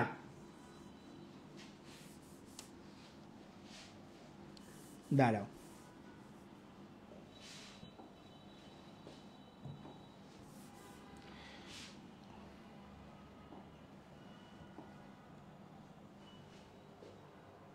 আচ্ছা একটু চলে গেছে, আমি আবার একটু লিখি, দাঁড়াও। খুব সম্ভবত তোমার হচ্ছে টেকনিক্যাল ইস্যুর জন্য চলে গেছে, আমি আরেকবার লিখে দিয়ে, দাঁড়াও। এক পারমাণবিক গ্যাসের জন্য আমাকে বলছে সিপি সিভি এর মান বের করতে। আমি লিখছি সিপি মাইনাস সিভি সমান সমান আর, আর CP divided by CV equal to 5/3, right? তাহলে আমি একটু আগে দেখছিলাম F2 মাইনাস F1 এর মান ছিল 218 আর F2 বাই F1 এর মান ছিল 3/2। তো আমি 3 এর সাথে 218 ঠাস করে গুণ করে দিয়েছিলাম, উত্তর বের হয়ে গেছিল। এখন আমি 5 এর সাথে আর গুণ করে দিব, আমার সিপি এর মান হবে 5R। আবার এই যে এখানে 2 এর সাথে 218 গুণ করে দিয়েছিলাম না, এখন কি করব, এই 3 এর সাথে আমি আর গুণ করে দিব, তাহলে আমার সিভি এর মান কত হবে? 3R। স্যার বলবে উত্তর তো হয় নাই। এক পারমাণবিক গ্যাসের জন্য সিপি এর মান যেটা লেখছো সেটা তো উত্তরে নাই। তুমি বলবা স্যার থামেন, আপনি যে অনুপাত দিছেন 5 আর 3, এই 5 আর 3 এর মধ্যে গ্যাপ কি 1? না, এই 5 আর 3 এর মধ্যে গ্যাপ কত? 2। লাস্টে আমি এটাকে গ্যাপ দিয়ে ভাগ করে দিব, আমি এটাকেও গ্যাপ দিয়ে ভাগ করে দিব, তাইলে আমার এক পারমাণবিক গ্যাসের জন্য ফাইনাল উত্তর সিপি 5R/2, সিভি 3R/2। বুঝতে পারছি? এটা কি বুঝছো কিনা বলো? আমি এইখানে একটু আবার এক পারমাণবিক গ্যাসের জন্য গামার মানটা একটু লিখি 5/3। তাহলে আমার সিপি এর মান হইছে 5R/2, সিভি এর মান হইছে 3R/2। এখন দুই পারমাণবিকের জন্য গামার মান, ভাইয়া ওই যে টেকনিক্যাল প্রবলেম হওয়ার আগে লিখছিলাম 7/5। এটা কি বুঝছো? বুঝতে পারছি।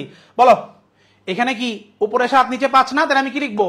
উত্তর হচ্ছে 7R আর 5R। তারপরে কি করব? 2 দিয়ে ভাগ করে দিব। কেন? কারণ এদের মধ্যে অনুপাতের মধ্যে ডিফারেন্স কত? 2। 7R/2, 5R/2। আবার বহু পারমাণবিকের জন্য গামার মান হচ্ছে 4/3, 4/3। তার মানে সিপি এর মান হবে 4R আর সিভি এর মান হবে 3R। এইখানে আর ভাগ করার দরকার নেই, কারণ এদের মধ্যে গ্যাপ কত? 1। সবাই কি বুঝতে পারছি?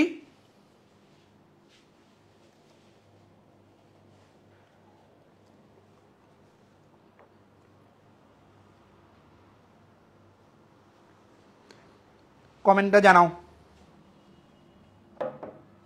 বুঝতে পারছো কিনা।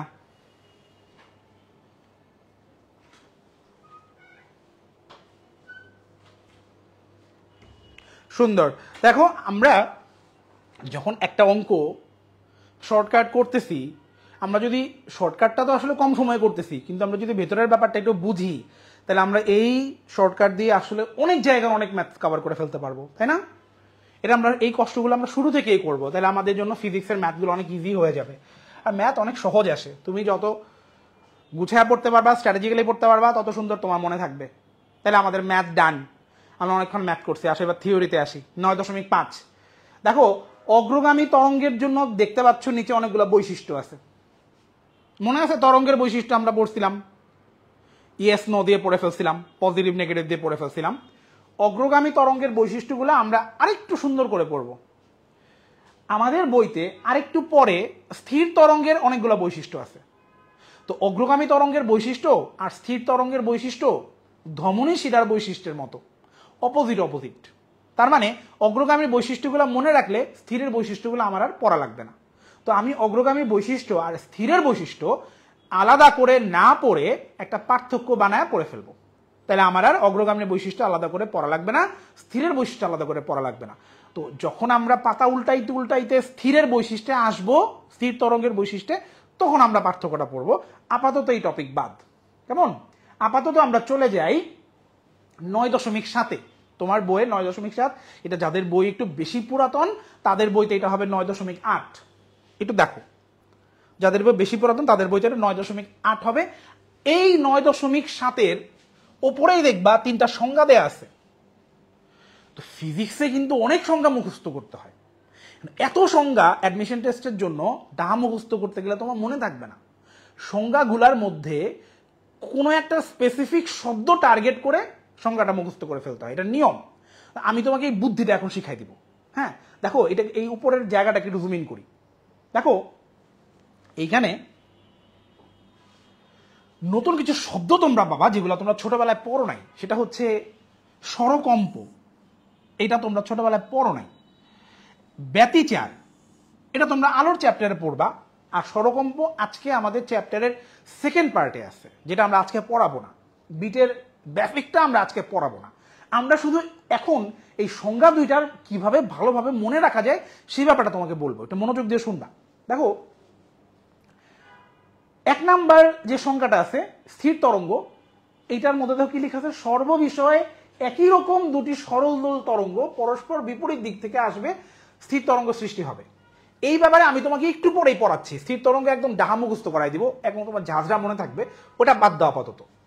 ভেজাল লাগবে হচ্ছে 2 আর 3-এর মধ্যে। দেখো 2 আর 3-এর মধ্যে দেখো লেখা আছে ব্যতিচার। ব্যতিচারে লেখা আছে একই কম্পাঙ্ক ও বিস্তারের, আর স্বরকম্পে লেখা আছে একই বিস্তারের কিন্তু সামান্য ভিন্ন কম্পাঙ্ক যুক্ত দুটি সরল তরঙ্গ। তাহলে আমরা এই দুইটার মধ্যে জাস্ট একটা শব্দ মনে রাখবো। স্বরকম্পের ইংরেজি হচ্ছে বিট। বিট থাকলে কম্পাঙ্ক আলাদা হবে, বিট থাকলে কম্পাঙ্ক আলাদা হবে। তাহলে মনে করো আমার একটা সংজ্ঞা তুলে দিয়ে বলতেছে সংজ্ঞাটা কার। আমি যদি দেখি যে সংজ্ঞাটার মধ্যে কম্পাঙ্ক আলাদা লেখা, তাহলে এটা অবশ্যই বিটের সংজ্ঞা। আমি যদি দেখি যে কম্পাঙ্ক আলাদা লেখা না, কম্পাঙ্ক একই লেখা, তাহলে এটা বিটের সংজ্ঞা না, তাহলে বিটের সাথে যে আছে এটা তার সংজ্ঞা। কেমন? কথা হচ্ছে বিট মানে কেন ভিন্ন কম্পাঙ্ক যুক্ত, এটা তোমাকে একটু আমি বলি, এটা অঙ্কের জন্য লাগবে। শোনো, মনে করো কোনো একটা জায়গাতে দুইটা সুরশলাকা আছে। সুরশলাকা তোমরা কি স্কুলে দেখছো কিনা আমি জানি না। সুরশলাকা ইংরেজি হচ্ছে টিউনিং ফর্ক। এগুলা তোমার হচ্ছে অ্যালুমিনিয়াম দিয়ে বানানো থাকে। এটার গায়ে একটা বাড়ি দিলে এরকম ইউ আকৃতি থাকে আর কি। এটা অনেক দ্রুত কাঁপতে থাকে। কোনো সুরশলাকা 1 সেকেন্ডে 256 বার কাঁপতে পারে। তো যে সুরশলাকা 1 সেকেন্ডে 256 বার কাঁপে তার কম্পাঙ্ক হচ্ছে 256 হার্জ। এটা যদি একবার বাড়ি দিয়ে তুমি কানের কাছে নাও, তুমি দেখবা কানের কাছে শব্দ হবে, তুমি শব্দ শুনতে পারবা। আমরা মিনিমাম 20 হার্জ থেকে ম্যাক্সিমাম 20,000 হার্জ পর্যন্ত শুনতে পারি। তো এটা যেহেতু 20 থেকে 20,000-এর মাঝখানে আমরা শুনতে পাবো যে শব্দ হচ্ছে। কেমন? এটার সাথে যদি আরেকটা সুরশলাকা থাকে, মনে করো যার কম্পাঙ্ক হচ্ছে 260 হার্জ, আরেকটা সুরশলাকা আছে, এটাও তুমি মনে করো বাড়ি দিলা, এটাও বাড়ি দিলা, দুইটা তুমি একসাথে কানের কাছে এনে রাখলা, একসাথে রাখলা। হ্যাঁ, তো এইটার যেহেতু কম্পাঙ্ক 256 আর এটার যেহেতু কম্পাঙ্ক 260, এখানে যেটা হবে তুমি কানের কাছে 4 বার টিক টিক টিক টিক শুনতে পাবা, 4টা টিক শুনতে পাবা। এই টিক গুলাকে বলে বিট। এই দুইটা সুরশলাকা বাড়ি দিয়ে কানের কাছে রাখো, যদি তুমি মোট 4টা টিক শুনতে পাবা। এইখান থেকেই বলা হয় এই দুইটা সুরশলাকা একসাথে বাজাইলে এদের মধ্যে বিট হবে 4টা, এটাকে বিট বলে। কেমন? এটা কেন 4টা হয় এটার ব্যাখ্যা ভাই এখন দিব না, জাস্ট বলতেছি। এটার ব্যাখ্যাটা আমাদের চ্যাপ্টারের সেকেন্ড পার্টে থাকবে। কেমন? আপাতত শোনো। তো এখন এই যে এটা যে 4টা টিক দিবে, এটা জাস্ট এই দুইটা সুরশলাকার কম্পাঙ্ক বিয়োগ করলেই বোঝা যায়। তো এখান থেকে বলা হয় বিট মানে হচ্ছে কম্পাঙ্কের পার্থক্য, মানে দুইটা কম্পাঙ্কের বিয়োগফলকে আমরা বলি বিট। ঠিক ঠিক আছে? এখন তুমি একটু চিন্তা করো, এইটার কম্পাঙ্ক যদি 260 হইতো, এইটার কম্পাঙ্ক যদি 260 হইতো, তাহলে কিন্তু কোনো বিটই দিত না, কারণ তখন কম্পাঙ্কের কোনো পার্থক্যই থাকতো না। তাহলে বিট তৈরি হওয়ার শর্ত হচ্ছে কম্পাঙ্ক আলাদা হইতে হবে। বিট মানেই কম্পাঙ্ক ভিন্ন, তার মানে আমার সংজ্ঞার মধ্যে যদি ভিন্ন কম্পাঙ্ক যুক্ত শব্দটা লেখা থাকে, এর মানে হচ্ছে এটা বিটের সংজ্ঞা। বোঝা যাচ্ছে? তাহলে আমরা যে কোনো মানে একই রকম দুইটা সংজ্ঞার মধ্যে একটা করে শব্দ আলাদা করে মার্ক করে রাখবো, যেটা দিয়ে আমি সব চাইলে মনে রাখতে পারবো। এইবার ভাইয়া স্থির তরঙ্গের ব্যাপারটা ব্যাখ্যা করি। স্থির তরঙ্গের ব্যাপারটা দেখো, এই পাতাতে স্থির তরঙ্গ 9.7 শুরু হয়েছে, দেখো একদম নিচে দেখো সুস্পন্দ বিন্দু নিস্পন্দ বিন্দু এরকম দুইটা টার্ম আছে। তো স্থির তরঙ্গ বোঝার জন্য এই দুইটা বিন্দুর ব্যাপারে একটু বোঝাটা দরকার। আমাকে একটু বলো তো, তোমাদের দেখি একটু আইডিয়া নেই তোমাদের কাছ থেকে, কি মনে হয় সুস্পন্দ আর নিস্পন্দ এই দুটো শব্দের মধ্যে কোনটা শুনলে মনে হয় বেশি বেশি ভালো ভালো? সুস্পন্দ নিস্পন্দের মধ্যে কি মনে হয় বলো তো দেখি, কোনটা শুনলে মনে হয় বেশি বেশি বলো? আমি তোমাদের কমেন্ট কিন্তু দেখতেছি, এই যে মোবাইল ফোন হাতে নিয়ে যে হাঁটতেছি এর মানে হচ্ছে আমি কিন্তু কমেন্টগুলো পড়তেছি।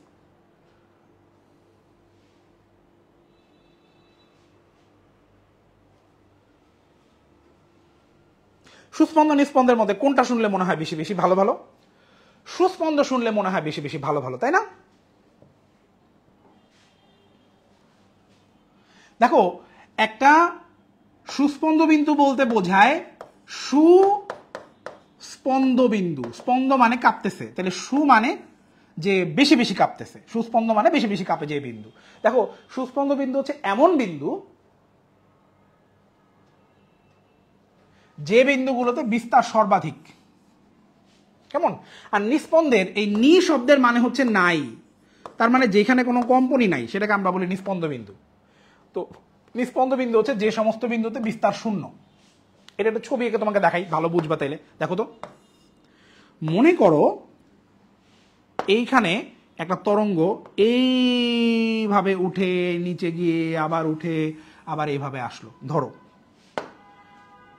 আমি কিছু নাম দেই, ধরো মনে করো আমি এই পয়েন্টের নাম দিলাম 1, এই পয়েন্টের নাম, এই পয়েন্টের নাম দিলাম 3, এই পয়েন্টের নাম দিলাম 5, আর এই পয়েন্টের নাম দিলাম 2, এই পয়েন্টের নাম দিলাম 4, এই পয়েন্টের নাম দিলাম 6, আর এইটার নাম দিলাম হচ্ছে 7। বলতে হবে এখানে কোন কোন পয়েন্ট জিরোকে টাচ করছে। জিরো, এখানে কোন কোন পয়েন্ট জিরোকে টাচ করছে বলো তো? 1, 3, 5, 7 এগুলো জিরোকে টাচ করছে, কারণ দেখো এখানে কিন্তু কোনো দূরত্বই নাই, এটা এক্স অক্ষের সাথে লেগে আছে, তাই না? তাহলে এই পয়েন্টগুলোকে আমরা বলবো নিস্পন্দ বিন্দু। তাহলে এইটা একটা নিস্পন্দ বিন্দু, এইটা একটা নিস্পন্দ বিন্দু, তারপরে এইটা একটা নিস্পন্দ বিন্দু, তাই না? বলা যায় না? ভালো করে খেয়াল করো তো, আমি কি বলতে পারি এইখান থেকে পুরা এই পর্যন্ত এই পুরাটা হচ্ছে একটা ল্যামডা, এখান থেকে এই পর্যন্ত ল্যামডা বলা যায় না? তাহলে আমি কি বলতে পারি এই 1 থেকে 3 পর্যন্ত এটা হচ্ছে λ/2 বলা যাবে? তাহলে এখান থেকে একটা বাংলা লাইন তৈরি হবে। দেখো, পরপর দুইটা নিস্পন্দের মধ্যবর্তী দূরত্ব λ/2। দেখো, পরপর দুইটার মধ্যে দূরত্ব কত? λ/2। আবার দেখো, এই 2 নাম্বার পয়েন্টটা কিন্তু হাইয়েস্ট পয়েন্ট, তাই না? Maximum highest point. আবার এই 4 নাম্বার পয়েন্টটা কিন্তু নিচের দিকে হাইয়েস্ট পয়েন্ট, ওটাকে কিন্তু লোয়েস্ট পয়েন্ট বলা যাবে না। 4 হচ্ছে নিচের দিকে হাইয়েস্ট পয়েন্ট, আর 2 হচ্ছে উপরের দিকে হাইয়েস্ট পয়েন্ট, আর লোয়েস্ট হচ্ছে 1, 3, 5 এগুলো হচ্ছে লোয়েস্ট। তো এই 4 এটা যদি হয় তোমার আরেকটা সুস্পন্দ বিন্দু, এটাও কিন্তু একটা সুস্পন্দ বিন্দু, আবার এই 6ও কিন্তু একটা সুস্পন্দ বিন্দু। ভালো করে খেয়াল করো তো, এই যে আমার 1 থেকে 3 এর দূরত্ব যদি λ/2 হয়, 2 থেকে 3 এর দূরত্ব কিন্তু λ/4, রাইট? তাই না? আবার 3 থেকে 4 এর দূরত্ব কিন্তু λ/4, তার মানে 2 থেকে 4 এর দূরত্ব কিন্তু λ/4 প্লাস λ/4 মানে λ/2। তাহলে আমি বলতে পারি পরপর দুইটা সুস্পন্দ বিন্দুর মধ্যবর্তী দূরত্বও কিন্তু λ/2, তাই না? আবার আরেকটা কথা বলা যায়, দেখো পরপর দুইটা সুস্পন্দ নিস্পন্দ বিন্দুর মধ্যবর্তী দূরত্ব হচ্ছে λ/4। তো এই তিনটা কথাকে কিন্তু দেখো এখানে লেখা আছে, দেখো পরপর দুইটা সুস্পন্দের দূরত্ব λ/2, পরপর দুইটা নিস্পন্দের দূরত্ব λ/2, পরপর দুইটা সুস্পন্দ নিস্পন্দের দূরত্ব হচ্ছে λ/4। আমরা এই পুরাটাকে এইভাবে মনে রাখতে পারি যে সু সু নি ল্যামডা বাই 2। সু মানে কি? সু থেকে সু এর দূরত্ব, মানে সুস্পন্দ থেকে সুস্পন্দ দূরত্ব। নিনি মানে কি? নিস্পন্দ থেকে নিস্পন্দ দূরত্ব। কত? Lambda by 2। সেম হইলে ল্যামডা বাই 2, সেম হইলে ল্যামডা বাই 2। আর যদি ভিন্ন ভিন্ন হয়, সু থেকে নি পর্যন্ত হয়, তাহলে ল্যামডা বাই 4। তো আমরা লিখে রাখবো সু নি ল্যামডা বাই 2 আর সু নি ল্যামডা বাই 4। তো আমরা বলবো সেম হইলে ল্যামডা বাই 2 আর ডিফারেন্ট হইলে ল্যামডা বাই 4। এখন এই জিনিসটা যে আমরা শিখলাম, এটা আমাদের থিওরিতেও কাজে লাগবে, এইটা আমাদের অঙ্কেও কাজে লাগবে। অঙ্কে কিরকম কাজে লাগবে শোনো। তোমরা ক্লাস 9-10 এরকম ম্যাথ করছো যে এফ এর মান দেয়া থাকে, মনে করো 100 হার্জ দেয়া আছে, আর ল্যামডার মান দেয়া আছে মনে করো 2 মিটার, দিয়ে বললো বেগের মান কত। তো তোমরা ছোটবেলায় ক্লাস 9 এরকম ম্যাথ করতা, ভি ইকুয়াল টু এফ ল্যামডার ম্যাথ, তাই না? এফ এর মানটা বসাইতা 100, ল্যামডার মানটা বসাইতা 2, উত্তর হইতো 200 মিটার পার সেকেন্ড। এটাই অ্যান্সার। এখন বড় ক্লাসে উঠছো, এই অঙ্কটা একটু ভিন্নভাবে তোমাকে দিবে। তোমাকে বলবে কোনো একটা জায়গাতে এফ এর মান 100 হার্জ, ল্যামডার মানটা সরাসরি না দিয়ে বলবে পরপর দুইটা সুস্পন্দের দূরত্ব দেয়া আছে 1 মিটার, বলবে বেগের মান কত। ভেবেচিন্তে বলো, ল্যামডার মান না দিয়ে তোমাকে আমি আসলে কি দিলাম বলো? এফ এর মান দিছি 100, পরপর দুইটা সুস্পন্দের দূরত্ব দিছি হচ্ছে তোমার 1 মিটার। এর মানে আমি তোমাকে কি দিছি? আমি তোমাকে ল্যামডা বাই 2 এর ভ্যালু দিছি। আমি তোমাকে ল্যামডা বাই 2 এর ভ্যালু দিছি, তাই না? তাহলে ল্যামডা বাই 2 এর মান 1 মিটার, তাহলে ল্যামডার মান কত? ল্যামডার মান 2 মিটার। তার মানে আমার বেগের মান হবে 100 ইন্টু 2, তার মানে 200 মিটার। এই ল্যামডা বাই 2, 0.5 কেন? প্রাপ্তি জান্নাত, ল্যামডার মান 2, তো ল্যামডা বাই 2 এর মান না 1, ল্যামডার মান 2 হবে না? না, ল্যামডার মান 2 হবে। তার মানে অ্যান্সার হচ্ছে 200। তো এইভাবে এখান থেকে প্রশ্ন হইতে পারে, ঠিক আছে?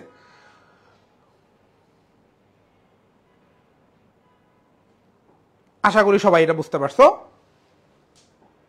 আমরা এবার একটু স্থির তরঙ্গের বৈশিষ্ট্যগুলো খেয়াল করব। তোমাকে আমি একটু আগে বলছিলাম অগ্রগামীর বৈশিষ্ট্য আর স্থির তরঙ্গের বৈশিষ্ট্য আলাদা করে না পড়ে একসাথে পড়ে ফেলা যায়, এটা পার্থক্য আকারে, তাই না?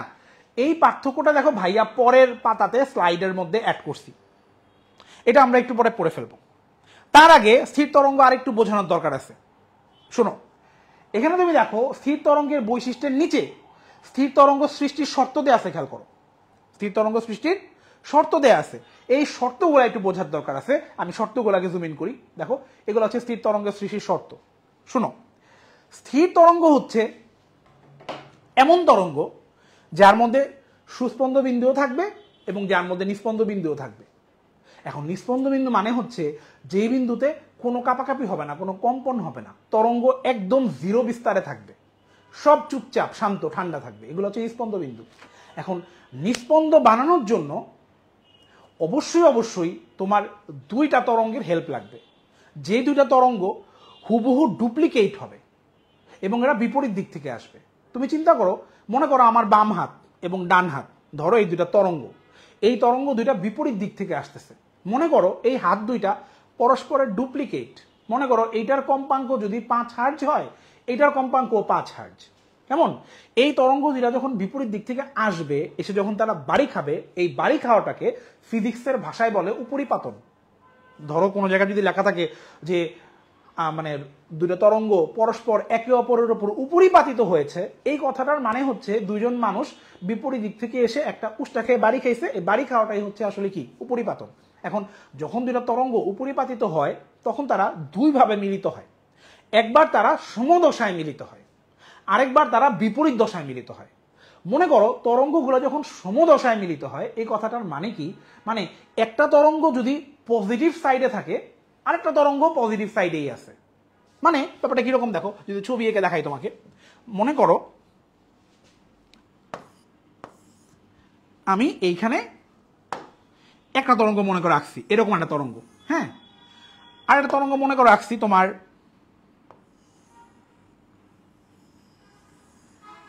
এরকম করে রাখছি। মনে করো, দেখো এটা বোঝার জন্য দিচ্ছি আর কি। মনে করো এইখানে এটা হচ্ছে এ পয়েন্ট আর এটা হচ্ছে মনে করো বি পয়েন্ট।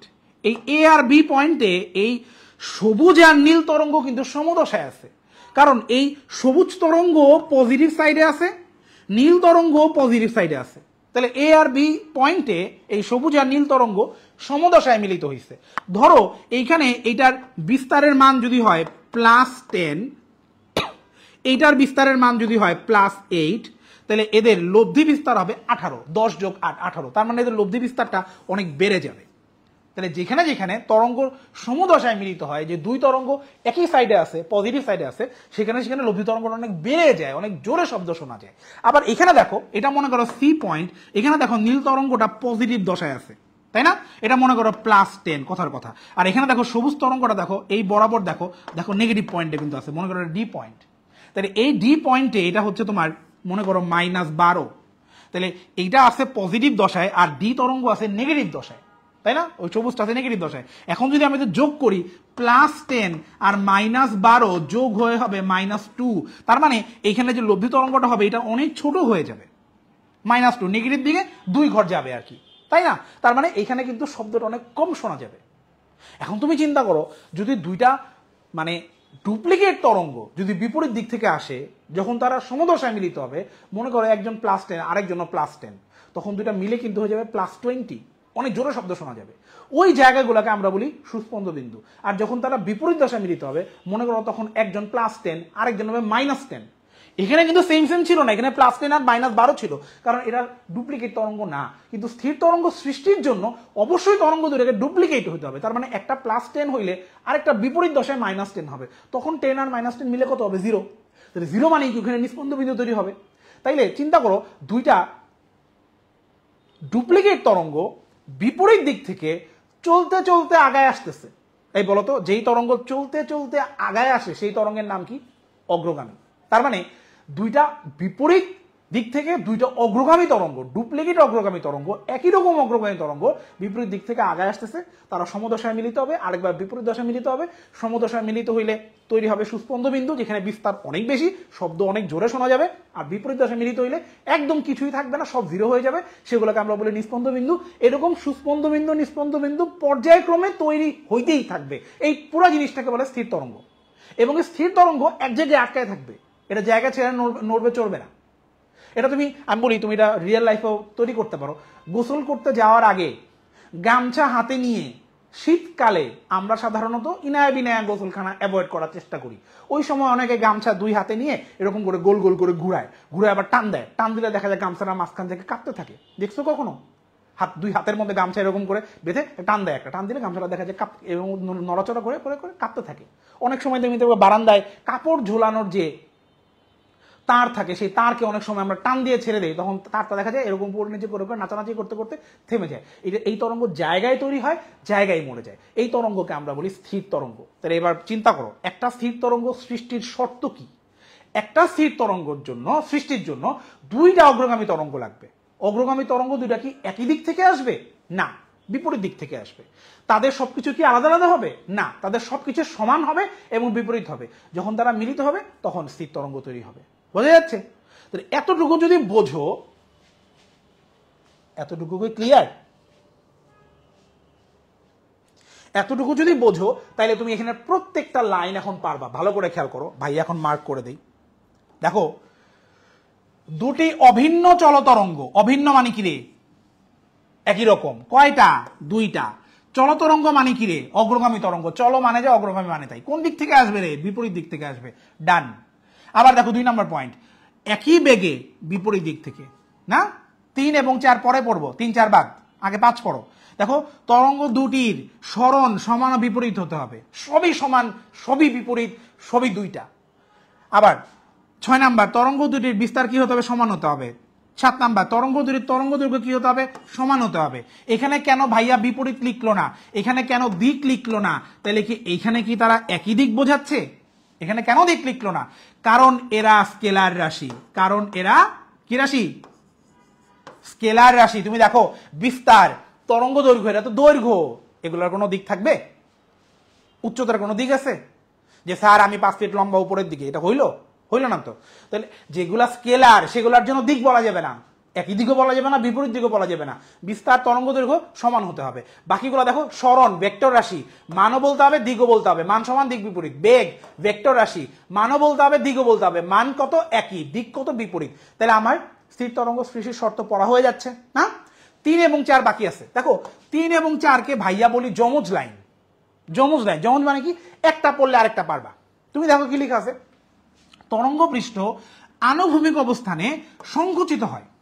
তুমি চিন্তা করো যে আনুভূমিকে সংকুচিত হয়, সে উলম্ব দিকে কি হবে, প্রসারিত হবে না।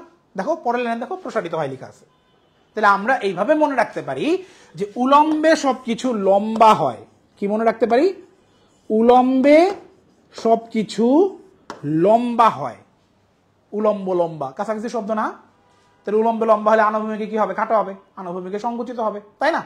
এখন এই যে উলম্বে লম্বা হয়, আনুভূমিকে সংকুচিত হয়, এই ব্যাপারটা একটু ছবি দিয়ে বোঝানোর দরকার আছে। ভালো করে খেয়াল করেন।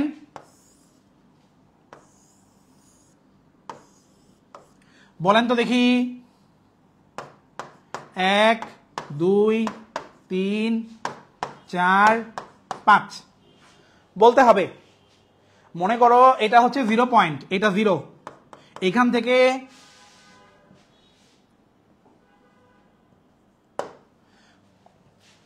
চারটা গাড়ি দৌড় শুরু করবে, এইদিকে রেস শুরু করবে। একটা মনে করো অটো রিক্সা, একটা মোটর বাইক, একটা বাস, আর একটা হচ্ছে ঠেলা গাড়ি, ঠিক আছে। 4 গাড়ি দৌড় শুরু করবে, দৌড়টা হবে এরকম এই রাস্তায়, এই জিগজ্যাগ রাস্তায়। বলতে হবে গাড়িগুলার মধ্যবর্তী দূরত্ব কখন কমে আসবে, 1 নাম্বার পয়েন্টে না 2 নাম্বার পয়েন্টে, বলো দেখি। রিয়েল লাইফের বেসিক উদাহরণ দিয়ে চিন্তা করো।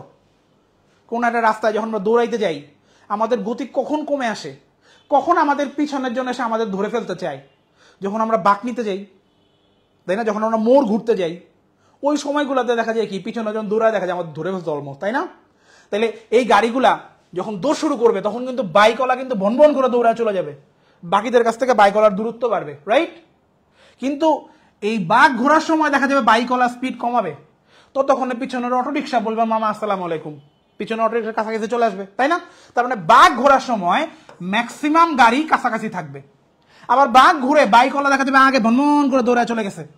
তার মানে এই 1 থেকে 3-এ যাওয়ার পথে 2 নাম্বার পয়েন্টে কিন্তু সবার সাথে সবার দূরত্ব বেশি থাকবে, সবাই যে বেশি ফাস্ট সে অনেক আগে চলে যাবে, যে কম ফাস্ট অনেক পিছনে থাকবে। কিন্তু আবার বাঘ ঘোরার সময় দেখা যাবে যে বাকিরা আবার পিছন থেকে অলমোস্ট ধরে ফেলছে, তাই না। তাহলে আমি কি বলতে পারি,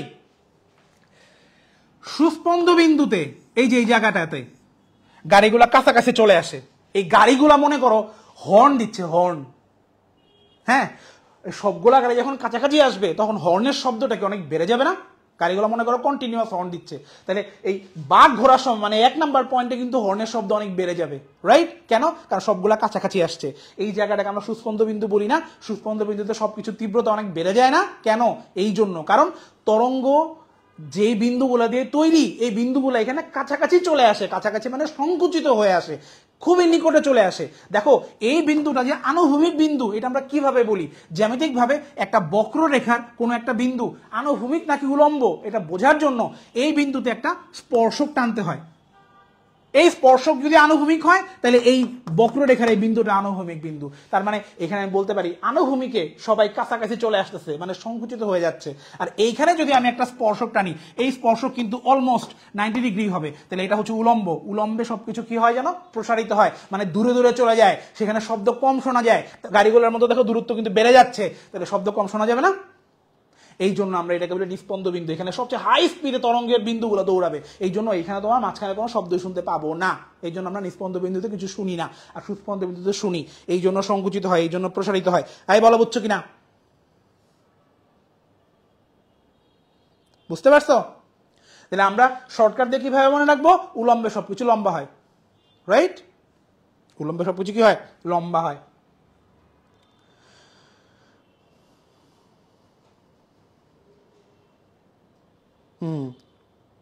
সুন্দর, তাহলে আমরা এটা ডান। আরেকটা জিনিস বুঝতে পারতে হবে, সেটা হচ্ছে এই যে বৈশিষ্ট্যগুলা, খেয়াল করো বৈশিষ্ট্যগুলার মধ্যে স্থির তরঙ্গের সব বৈশিষ্ট্যই তোমার অলরেডি পড়া হয়ে গেছে, আমি সবগুলা পড়াই ফেলছি। একটা জিনিস তোমার একটু বুঝতে কষ্ট হবে, সেটা হচ্ছে যে ভাইয়া বলছিলাম না স্থির তরঙ্গের সবকিছুর মান, সরি সুস্পন্দ বিন্দুতে সবকিছুর মান বেশি বেশি আর নিস্পন্দ বিন্দুতে সবকিছুর মান কম কম, বলছিলাম না? দেখো বর্গীয় জ নাম্বার পয়েন্ট, বর্গীয় জ, এটাকে আর জুম ইন করা যাচ্ছে না, বই থেকে দেখে নিও বা এখান থেকে যদি দেখতে পারো। দেখো লেখা আছে নিস্পন্দ বিন্দুতে চাপ এবং ঘনত্বের পরিবর্তন সর্বাধিক। ভাইয়া কিন্তু বলছিলাম নিস্পন্দ বিন্দুতে সব শূন্য, এখানে কিন্তু নিস্পন্দ বিন্দুতে সব সর্বাধিক লেখা, আবার সুস্পন্দ বিন্দুতে পরিবর্তন শূন্য লেখা। কাহিনী কি রে? সুস্পন্দ বিন্দুতে আমরা তো জানি সব বেশি বেশি, আর নিস্পন্দ বিন্দুতে শূন্য, এখানে তো উল্টা লেখা, নিস্পন্দতেই বেশি বেশি লেখা আর সুস্পন্দতেই শূন্য লেখা। কাহিনী কি? কাহিনী হচ্ছে সুস্পন্দ বিন্দুতে সবকিছুর মান বেশি বেশি, সবকিছুর পরিবর্তন শূন্য। আবার বলি, সুস্পন্দ বিন্দুতে, সু লিখলাম শুধু, কিন্তু সুস্পন্দ বিন্দুতে মান বেশি বেশি, কিন্তু যদি পরিবর্তন বলে পরিবর্তন, তাহলে শূন্য হবে। আর নিস্পন্দ বিন্দুতে, নিস্পন্দ বিন্দুতে মান শূন্য, কিন্তু যদি পরিবর্তন জানতে চায় তাহলে পরিবর্তন বেশি বেশি। এটা কেন? একটা গ্রাফ দেখলেই বুঝবা। ভালো করে খেয়াল করো তো তোমরা। তোমরা কি খেয়াল করছো সাইন 0 ডিগ্রির মান 0, হ্যাঁ, সাইন 30 ডিগ্রির মান হচ্ছে হাফ, তাই না? সাইন 30 ডিগ্রির মান 0.5 না? তাহলে সাইন 60 মানে 1 হওয়ার কথা না? এটা কি বুঝো? সাইন 0 মান 0, সাইন 30 মান হাফ, তাহলে সাইন 60 মান 1 হওয়ার কথা না? 0 ডিগ্রি থেকে 30 ডিগ্রি পর্যন্ত হাফ হয়ে গেল, তাহলে 30 থেকে 60 ডিগ্রি পর্যন্ত 1 হয়ে যাওয়ার কথা না? কথা কিন্তু কিন্তু হয় না। কেন? সাইন শুরুতে যেই হারে বাড়ে, যত উপরে ওঠে ওই বাড়ার পরিমাণটা কমে যায়। যত উপরে ওঠে তত তার মানে বৃদ্ধির প্রতি মানে তার আগ্রহ কমে আসে, সে আর বাড়তে চায় না। সাইন 30 ডিগ্রি পর্যন্ত 0.5, 60 পর্যন্ত 0.87, মানে 0.5 কে যদি চিন্তা করো 50, 0.87 থেকে চিন্তা করো 87, তার মানে প্রথম 30 ঘরে সে 50 বাড়ছে, পরের 30 ঘরে সে মানে 37 বাড়ছে, বাড়ার পরিমাণটা কমে যাচ্ছে। যত উপরে যাবে তত বাড়ার পরিমাণ কমে যাবে, একদম উপরের পয়েন্টে তার আর বৃদ্ধি হবে না, আর বৃদ্ধি হবে না, তার একদম উপরের পয়েন্টের পরের পয়েন্টে কমতে থাকবে আবার। তার মানে যখন একটা গ্রাফ শুরু হয়, শুরুতে সে অনেক দ্রুত বাড়ে, যত উপরে যায় তার বৃদ্ধির পরিমাণ কমে আসে, বৃদ্ধির পরিমাণ কমে আসে, বৃদ্ধির পরিমাণ কমে আসে, একদম উপরে আর বৃদ্ধি হবে না। তার মানে সুস্পন্দ বিন্দুতে মানটা হাইয়েস্ট, কিন্তু আর কোনো বৃদ্ধি নাই, মানে আর কোনো পরিবর্তন নাই। আর কোনো বৃদ্ধি নাই বলেই তো সুস্পন্দ বিন্দুর পরের বিন্দুতে সে আবার কমতে থাকে। তাহলে সুস্পন্দ বিন্দুতে মান বেশি, মান হাইয়েস্ট, কিন্তু মানের পরিবর্তন যদি জানতে চায় শূন্য হবে, এখানে আর কোনো চেঞ্জ হয় না। আর নিস্পন্দ বিন্দু দেখো, খেয়াল করে দেখো কি খারাপ হয়ে নামতেছে। তাহলে এখানে মান শূন্য, কিন্তু এইখানে অনেক দ্রুত সে নামতেছে। তার দেখো আগের পয়েন্টে হয়তো প্লাস সামথিং, পরের পয়েন্টে মাইনাস সামথিং, অনেক দ্রুত নামতেছে কিন্তু, তাই না? স্টিপ হচ্ছে জিনিসটা। গাড়িগুলোর বেগ দিয়েও চিন্তা করতে পারো, এখানে কিন্তু গাড়ির বেগটা অনেক বেশি। তো এখানে নিস্পন্দ বিন্দুতে মান শূন্য, কিন্তু মানের পরিবর্তন অনেক বেশি।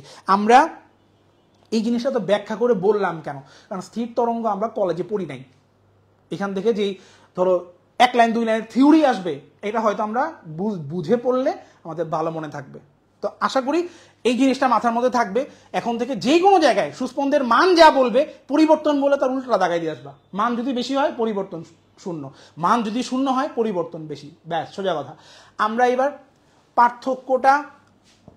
পার্থক্যটা পড়ার আগে আরেকটা জিনিস দেখে আসি। দেখো তুমি দেখবা এই সুস্পন্দ বিন্দু নিস্পন্দ বিন্দুর সৃষ্টির শর্ত আমাদের বইতে প্রমাণ করে দেয়া আছে। এখন তোমাকে মনে আছে ক্লাসের শুরুতে বলছিলাম, কোন জায়গায় প্রমাণ থাকলে প্রমাণের ভেতরের পড়াশোনা পড়তে হয় না, প্রমাণের লাস্টে একটা লাইন থাকে গাঢ় কালার করা, সেই লাইনটা পড়তে হয়। যে কোনো জায়গাতে ফিজিক্সে ইকুয়েশন প্রমাণ থাকলে ইকুয়েশনের প্রমাণ পড়তে হয় না, লাস্টের গাঢ় কালার করা লাইনটা পড়তে হয়। তা আমি এই লাস্টের গাঢ় করা লাইন দেখো, সুস্পন্দ বিন্দুর মধ্যে একটা গাঢ় কালার করা লাইন, নিস্পন্দ বিন্দুর মধ্যে আরেকটা গাঢ় কালার করা লাইন। এই গাঢ় কালার করা লাইনগুলোকে আমি একসাথে করছি দেখো। তো এই গাঢ় কালার করা লাইনগুলো হচ্ছে যমজ, একটা পড়লে আরেকটা পারবা। তো আমরা একটা মনে রাখবো, ভালো করে লাইনটা খেয়াল করো। দেখো লেখা আছে কি, সুতরাং দেখা যায় যে সুস্পন্দেরটা এক্স এর মান যদি λ/4 এর বিজোড় গুণিতক হয়, বিজোড়, তাইলে সুস্পন্দ বিন্দু তৈরি হবে। জাস্ট এক লাইন মনে রাখবো, একটু ভেবে চিনতে বলো। বিজোড়ে যদি সুস্পন্দ হয়, আন্দাজ করে কি বলা যায় যে জোড়ে নিস্পন্দ হবে? বিজোরে যদি সুস্পন্দ হয় আন্দাজ করে কি আমি বলতে পারবো যে জোরে নিস্পন্দ হবে? বলা যাবে না। দেখো এই যে দেখো নিস্পন্দ বিন্দুর মধ্যে দেখো জোরে নিস্পন্দ লেখা আছে, কিন্তু ভেজাল এইখানে না, ভেজাল প্রত্যেকটা সেকেন্ড লাইনে। তুমি দেখো এই যে সেকেন্ড লাইনে আবার দেখো সুস্পন্দ বিন্দুর মধ্যে লেখা আছে, অর্থাৎ জোর গুণিতক দূরে অবস্থিত হলে সে সকল বিন্দুতে সুস্পন্দ হবে। উপরের লাইনে লেখা বিজোড়, নিচের লাইনে লেখা জোড়। আবার নিস্পন্দ দেখো উপরের লাইনে লেখা জোড়, নিচের লাইনে কি লেখা? বিজোড়। কি ঝামেলা, উল্টা কেন? কারণ হচ্ছে দেখো প্রত্যেকটার প্রথম লাইনে মান জানতে চাইছে আর সেকেন্ড লাইনে দূরত্ব জানতে চাইছে। এই দুইটা বিন্দুর দূরত্ব মানেই কিন্তু দুইটা বিন্দুর পরিবর্তন। মনে আছে সুস্পন্দে মান চাইলে যা দাগাবো, পরিবর্তন চাইলে তো উল্টাটা দাগাবো। তাহলে সুস্পন্দে যদি মান জানতে চায় তাহলে বিজোড় গুণিতক, যদি দূরত্ব জানতে চায় তাহলে জোড় গুণিতক দাগাইতে হবে। তো আমরা এটা মনে রাখবো কিভাবে? পুরো জিনিসটা মনে রাখবো এইভাবে মনে রাখবো। বলো তো দেখি, সুস্পন্দ মানে বেশি না কম? বলো এক কথায়, সুস্পন্দ মানে বেশি না কম? আমরা জানি সুস্পন্দ মানে বেশি। এখন বলবো এই মানে শব্দের অর্থ হচ্ছে মান, আর বেশি মানে হচ্ছে বিজোড়ে, আর এই স মানে হচ্ছে সুস্পন্দ। এই এক লাইন মনে রাখবো। তার মানে কি আমরা মনে রাখছি সুস্পন্দ মানে বেশি, তার মানে যদি কোয়েশ্চেনে মান জানতে চায় তাহলে সুস্পন্দের জন্য বিজোড় গুণিতক দাগাবো, তাহলে নিস্পন্দের জন্য জোড় গুণিতক দাগাবো, রাইট?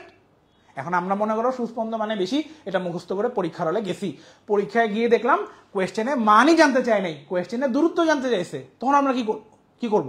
তখন আমরা এই লাইনটা আবার লিখবো। ভদ্রলোকের এক কথা লিখে আমরা বলবো আচ্ছা মানের জন্য তো সুস্পন্দে বিজোড়, তাই পরীক্ষায় তো দূরত্ব চাইছে, তাহলে জোর দাগায় দাও। বুঝতে পারছি? কমেন্টে জানাও বুঝতে পারছো কিনা। স্থির তরঙ্গ নিয়ে কিন্তু আমরা অনেকক্ষণ ঘাটাঘাটি করতেছি কিন্তু, তাই না? বুঝতে পারছো কিনা বলো তো?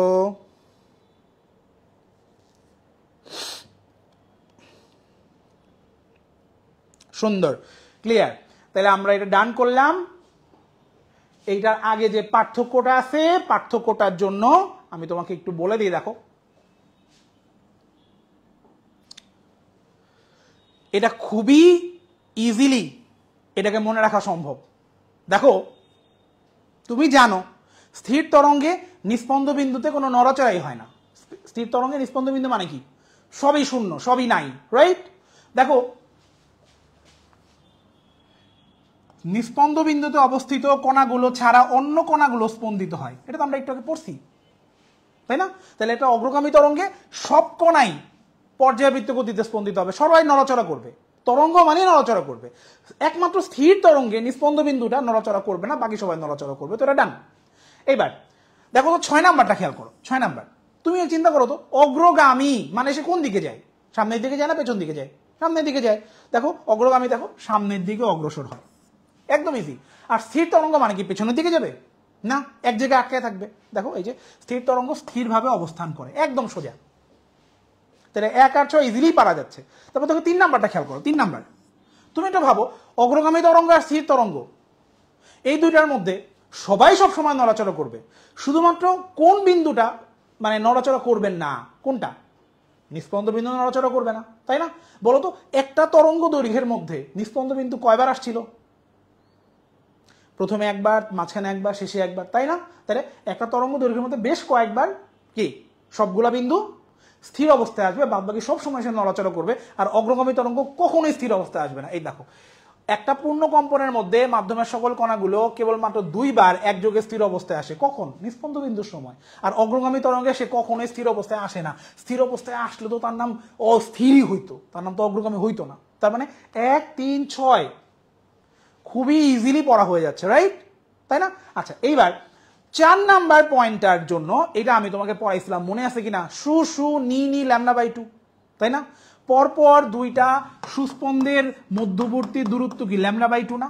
তাহলে বলো তো পরপর 3টা সুস্পন্দের মধ্যবর্তী দূরত্বকে আমি ল্যামডা বলতে পারি না? দেখো তো এই দুইটা সুস্পন্দের মধ্যবর্তী দূরত্ব λ/2, এই দুইটার মধ্যবর্তী দূরত্ব λ/2, তাহলে মোট কত হইলো? ল্যামডা হইলো কিনা? তাহলে একটা স্থির তরঙ্গের জন্য পরপর 3টা সুস্পন্দের মধ্যবর্তী দূরত্বকে আমি চাইলে ল্যামডা বলতে পারি, রাইট? আর পরপর তিনটা নিস্পন্দের দূরত্বকে আমি যে ল্যামডা বলতে পারি, কারণ আমরা পড়ছিলাম সু সু মানে যা, নি নি মানেও তাই। তাহলে দুইটা নিনির দূরত্ব যদি ল্যামডা বাই 2 হয়, তিনটা নিনির দূরত্ব হবে কত? ল্যামডা। তাহলে আমার 4 নাম্বারটা পড়া হয়ে গেল। 2 এবং 5 এইটা আমরা মনে রাখবো অবশ দিয়ে। 2 এবং 5 এইটা আমরা মনে রাখবো অবশ দিয়ে, ভুল বানানে অবশ। এই কথার মানে কি? অবশের মানে কি? অবশের অ দিয়ে বোঝায় অগ্রগামী, ব দিয়ে বোঝায় বিস্তার, আর স দিয়ে বোঝায় সমান।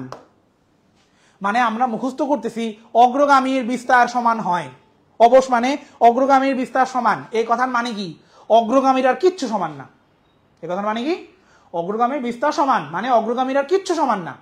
অগ্রগামী যাই বলুক, যে কোনো কিছু সমান না, সমান না। অগ্রগামীর ওইটা সমান না, সমান না। অগ্রগামীর কি সমান?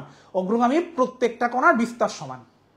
তাহলে এটা থেকে আমরা উল্টা করে এটাও বলতে পারি, অগ্রগামীর যদি বিস্তার সমান হয়, স্থিরের শুধু বিস্তারটাই সমান হবে না, বাদ বাকি সব সমান হবে। এক লাইন দিয়ে দেখো, সব মনে থাকবে। অগ্রগামীর বিস্তার সমান, এই কথার মানে অগ্রগামীর আর কিচ্ছু সমান না। তার মানে অগ্রগামীর বিস্তার সমান মানে হচ্ছে স্থিরের বিস্তার সমান না, স্থিরের বাকি সব সমান। আসলে মিলাই দেখি, দেখো 2 নাম্বারটা পড়ো। অগ্রগামীর প্রতিটি কণার বিস্তার সমান, এই যে অবশ, কিন্তু এদের সরণ সমান হয় না। তার মানে বিস্তার সমান, সরণ সমান না। 5 নাম্বারে পড়ো, দেখো 5 নাম্বারে লেখা আছে কণাগুলোর দশা এক কণা থেকে অন্য কণায় চলে যায়। তার মানে কণাগুলোর দশাও সমান থাকে না, দশাগুলো চেঞ্জ হতে থাকে। আর স্থির তরঙ্গের উল্টা। তাইলে আমরা এই পুরা পার্থক্যটা নিস্পন্দ বিন্দুর বেসিক দিয়ে পড়ে ফেলতেছি, যে নিস্পন্দ বিন্দু ছাড়া স্থির তরঙ্গ অন্য সব জায়গায় চলে, অগ্রগামী তরঙ্গ সবসময় চলে, স্থির তরঙ্গ শুধু নিস্পন্দ বিন্দুতে স্থির থাকে, রাইট? আর পরপর 3টা সুস্পন্দের দূরত্ব ল্যামডা অথবা নিস্পন্দের দূরত্ব ল্যামডা। আর অগ্রগামী মানে সামনের দিকে যাবে, স্থির মানে এক জায়গায় আটকায় থাকবে। আর বাদ বাকি পয়েন্টগুলো অবশ দিয়ে মনে রাখতেছি, অত অগ্রগামী, বতে বিস্তার, সতে সমান। তাহলে অগ্রগামীর বাকি সব অসমান, স্থিরের বাকি সব সমান, স্থিরের শুধু বিস্তারটাই অসমান। পার্থক্যটা আমাদের এই ছক থেকে পড়া হয়ে যাওয়া মানে হচ্ছে আমরা অগ্রগামীর বৈশিষ্ট্য এবং স্থিরের বৈশিষ্ট্য দুইটাই কভার করে ফেলছি। ডান, দুইটাই। আমরা কিন্তু আমাদের আজকের ক্লাসের একদম শেষ মাথায় চলে আসছে, কিন্তু আমরা কিছু অঙ্ক করে তারপরে ক্লাস শেষ করব। এই টপিকের পরে না তোমার বইতে কিছু প্র্যাকটিক্যাল আছে, কিছু অঙ্ক আছে। মেডিকেল ভর্তি পরীক্ষায় ফিজিক্সে প্র্যাকটিক্যাল থেকে কখনোই প্রশ্ন হয় না, প্র্যাকটিক্যাল বাদ। এবং এই বড় বড় যে অঙ্কগুলা, এই দশমিকের ক্যালকুলেশন, এগুলো বাদ, এগুলো আমরা বাদ দিব। বাদ দিয়ে আমরা চলে যাব আর্টিকেল নাম্বার 9.9, 9.9। 9.9 দেখো, মুক্ত কম্পন এবং মুক্ত কম্পন বা স্বাভাবিক কম্পন এবং পরবশ কম্পন, মানে দুইটা কম্পনের বিবরণ দেয়া আছে। একটা হচ্ছে মুক্ত, একটা হচ্ছে পরবশ কম্পন। হ্যাঁ, তো এটা থেকে অ্যাডমিশন টেস্টে প্রশ্ন আসছে, তুমি দেখবা নিচের দিকে একটা গাঢ় কালার করা লাইন আছে। তো আমরা এই পুরা জিনিসটা একটা পার্থক্য থেকে পড়বো। এই পার্থক্যটা পরের পৃষ্ঠাতেই আছে। এই পার্থক্যটা পড়া হইলে আগের পাতা সব পড়া শেষ। তো এই পার্থক্য পড়ার আগে 2 নাম্বার পয়েন্ট একটু খেয়াল করো। মুক্ত কম্পন বেশ কিছু জিনিসপত্রের উপর ডিপেন্ড করে, ভর, আকৃতি, স্থিতিস্থাপকতা এবং ঘনত্ব। মোট 4টা জিনিসের উপর ডিপেন্ড করে। ঘনত্বটা আগের পাতায় দেয়া আছে, তো আমি এখানে এটা অ্যাড করে নেব এখনই, যে মুক্ত কম্পন 4টা জিনিসের উপর ডিপেন্ড করে। একটা হচ্ছে ভর, একটা হচ্ছে আকৃতি, একটা হচ্ছে স্থিতিস্থাপকতা, একটা হচ্ছে ঘনত্ব মানে রো, রো এর উপর ডিপেন্ড করে। কেমন? আমরা এটা মনে রাখার জন্য লিখব মুক্ত কম্পন ভরসার উপর ডিপেন্ড করে। কার উপর ডিপেন্ড করা মানে কি? ভরসা করা। তো মুক্ত কম্পন ভরসার উপরেই ভরসা করে। খেয়াল করো, এই ভরসা, রোকে ইংরেজিতে পড়বা রো, রয়কার রো। হ্যাঁ, ভ দিয়ে ভর, রো দিয়ে ঘনত্ব, এস দিয়ে স্থিতিস্থাপকতা, আ দিয়ে আকার, আ দিয়ে আকার। ভরসা, ভর, রো মানে হচ্ছে তোমার ঘনত্ব, এস মানে স্থিতিস্থাপকতা, আ মানে হচ্ছে আকার। কেমন? মুক্ত কম্পন আর পরবশ কম্পনের ব্যাপারটা বোঝার জন্য আমি তোমাদের একটা এক্সাম্পল জিজ্ঞেস করে দেখি পারো কিনা, বলো।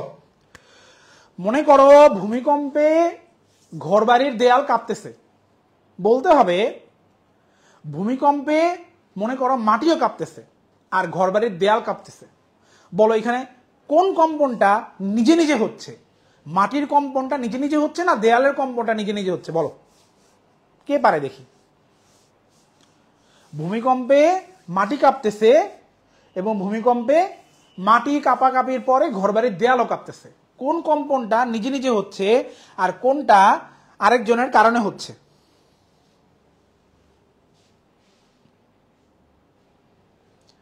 মাটিরটা নিজে নিজে হচ্ছে, মাটির কম্পনটাকে আমরা বলবো মুক্ত কম্পন। আর ঘরবাড়ির দেয়াল যে কাঁপতেছে এটা মাটির কম্পনের কারণে কাঁপতেছে, এটাকে আমরা বলবো পরবশ কম্পন। কেমন? পরবশ মানে যে নিজে নিজে কাঁপতে পারে না, যে যার কাঁপার জন্য আরেকজনের হেল্প লাগে। তাইলে আমরা এই পার্থক্যের এক পাশ পড়বো, আমরা ডান পাশ পড়বো। ডান পাশ পড়ার সময় মাথায় রাখবা পরবশ কম্পনের সবগুলা লাইনে প্রয়োগ করছে, বাইরে থেকে আসছে, সাহায্য করছে, প্রযুক্ত হইছে, এই ধরনের কথাবার্তা লেখা থাকবে। দেখো 1 নাম্বার, বাইরে থেকে প্রয়োগ করছে, প্রযুক্ত পর্যাবৃত্ত বলের কম্পাঙ্কের সমান হয়। প্রযুক্ত পর্যাবৃত্ত বল, দেখো সবগুলাতেই বলছে যে বাইরে থেকে কিছু না কিছু আসবে। আরেকটু ডিটেইলে পড়ো, ভালো করে খেয়াল করো। 2 নাম্বার পড়া দেখো কি লেখা আছে, পরবশ কম্পনের কম্পাঙ্ক বস্তুর উপর প্রযুক্ত পর্যাবৃত্ত বলের কম্পাঙ্কের সমান হয়। এই কথার মানে কি? মানে হচ্ছে পরবশ কম্পন মনে করো সাগ্রেদ, চেলা, আর মুক্ত কম্পন মনে করো গুরু, ওস্তাদ। পরবশ কম্পন সবসময় ওস্তাদকে ফলো করতেছে, ওস্তাদের কম্পাঙ্ক যা পরবশ কম্পনের কম্পাঙ্ক তাই। দেখো সমান হচ্ছে, বেশি হচ্ছে না কিন্তু।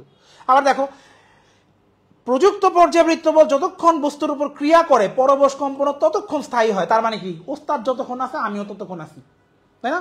মাটি যখন কাঁপাকাঁপি থেমে যায়, ঘরবাড়ির দেয়ালও কিন্তু কাঁপাকাঁপি থামায় দেয়। ভূমিকম্পের 5 মিনিট পর কিন্তু আবার ঘরবাড়ির দেয়াল কেঁপে ওঠে না, যে ভয় লাগলো কেঁপে উঠলাম, তা কিন্তু হয় না। ওরা যতক্ষণ কাঁপবে পরবশ কম্পন ততক্ষণ কাঁপবে। তার মানে সে গুরুকে ফলো করতেছে, ওস্তাদকে ফলো করতেছে। 4 নাম্বারটায় এসে পরবশ কম্পন করে বসবে বেয়াদবি। দেখো পরবশ কম্পনের বিস্তার সাধারণত মুক্ত কম্পনের বিস্তারের চেয়ে বেশি হয়। আমরা মনে রাখবো যে বতে বেয়াদব, বতে বিস্তার, বতে বেশি। বতে বেয়াদব, বতে বিস্তার, বতে বেশি। তাহলে পরবশ কম্পনের সবকিছু ওস্তাদের সেম সেম হবে, শুধুমাত্র ব ফলো করতে গেলে সে বেয়াদবি করে বসবে, কারণ বিস্তার ফলো করতে গেলে সে বেশি বেয়াদবি করে মানটা বাড়ায় ফেলবে। শোনো, একটা পরবশ কম্পন যখন সবচেয়ে বেশি বেয়াদবি করে তখন তাকে আমরা আদর করে বলি অনুনাদ। কি বলি? অনুনাদ। একটা পরবশ কম্পনের বিস্তার যখন সবচেয়ে বেশি হয় তখন আমরা তাকে বলি সবচেয়ে বড় বেয়াদব, তখন তাকে আমরা আদর করে ডাকি অনুনাদ। অনুনাদ মানে এমন একটা পরবশ কম্পন যার বিস্তার সবচেয়ে বেশি।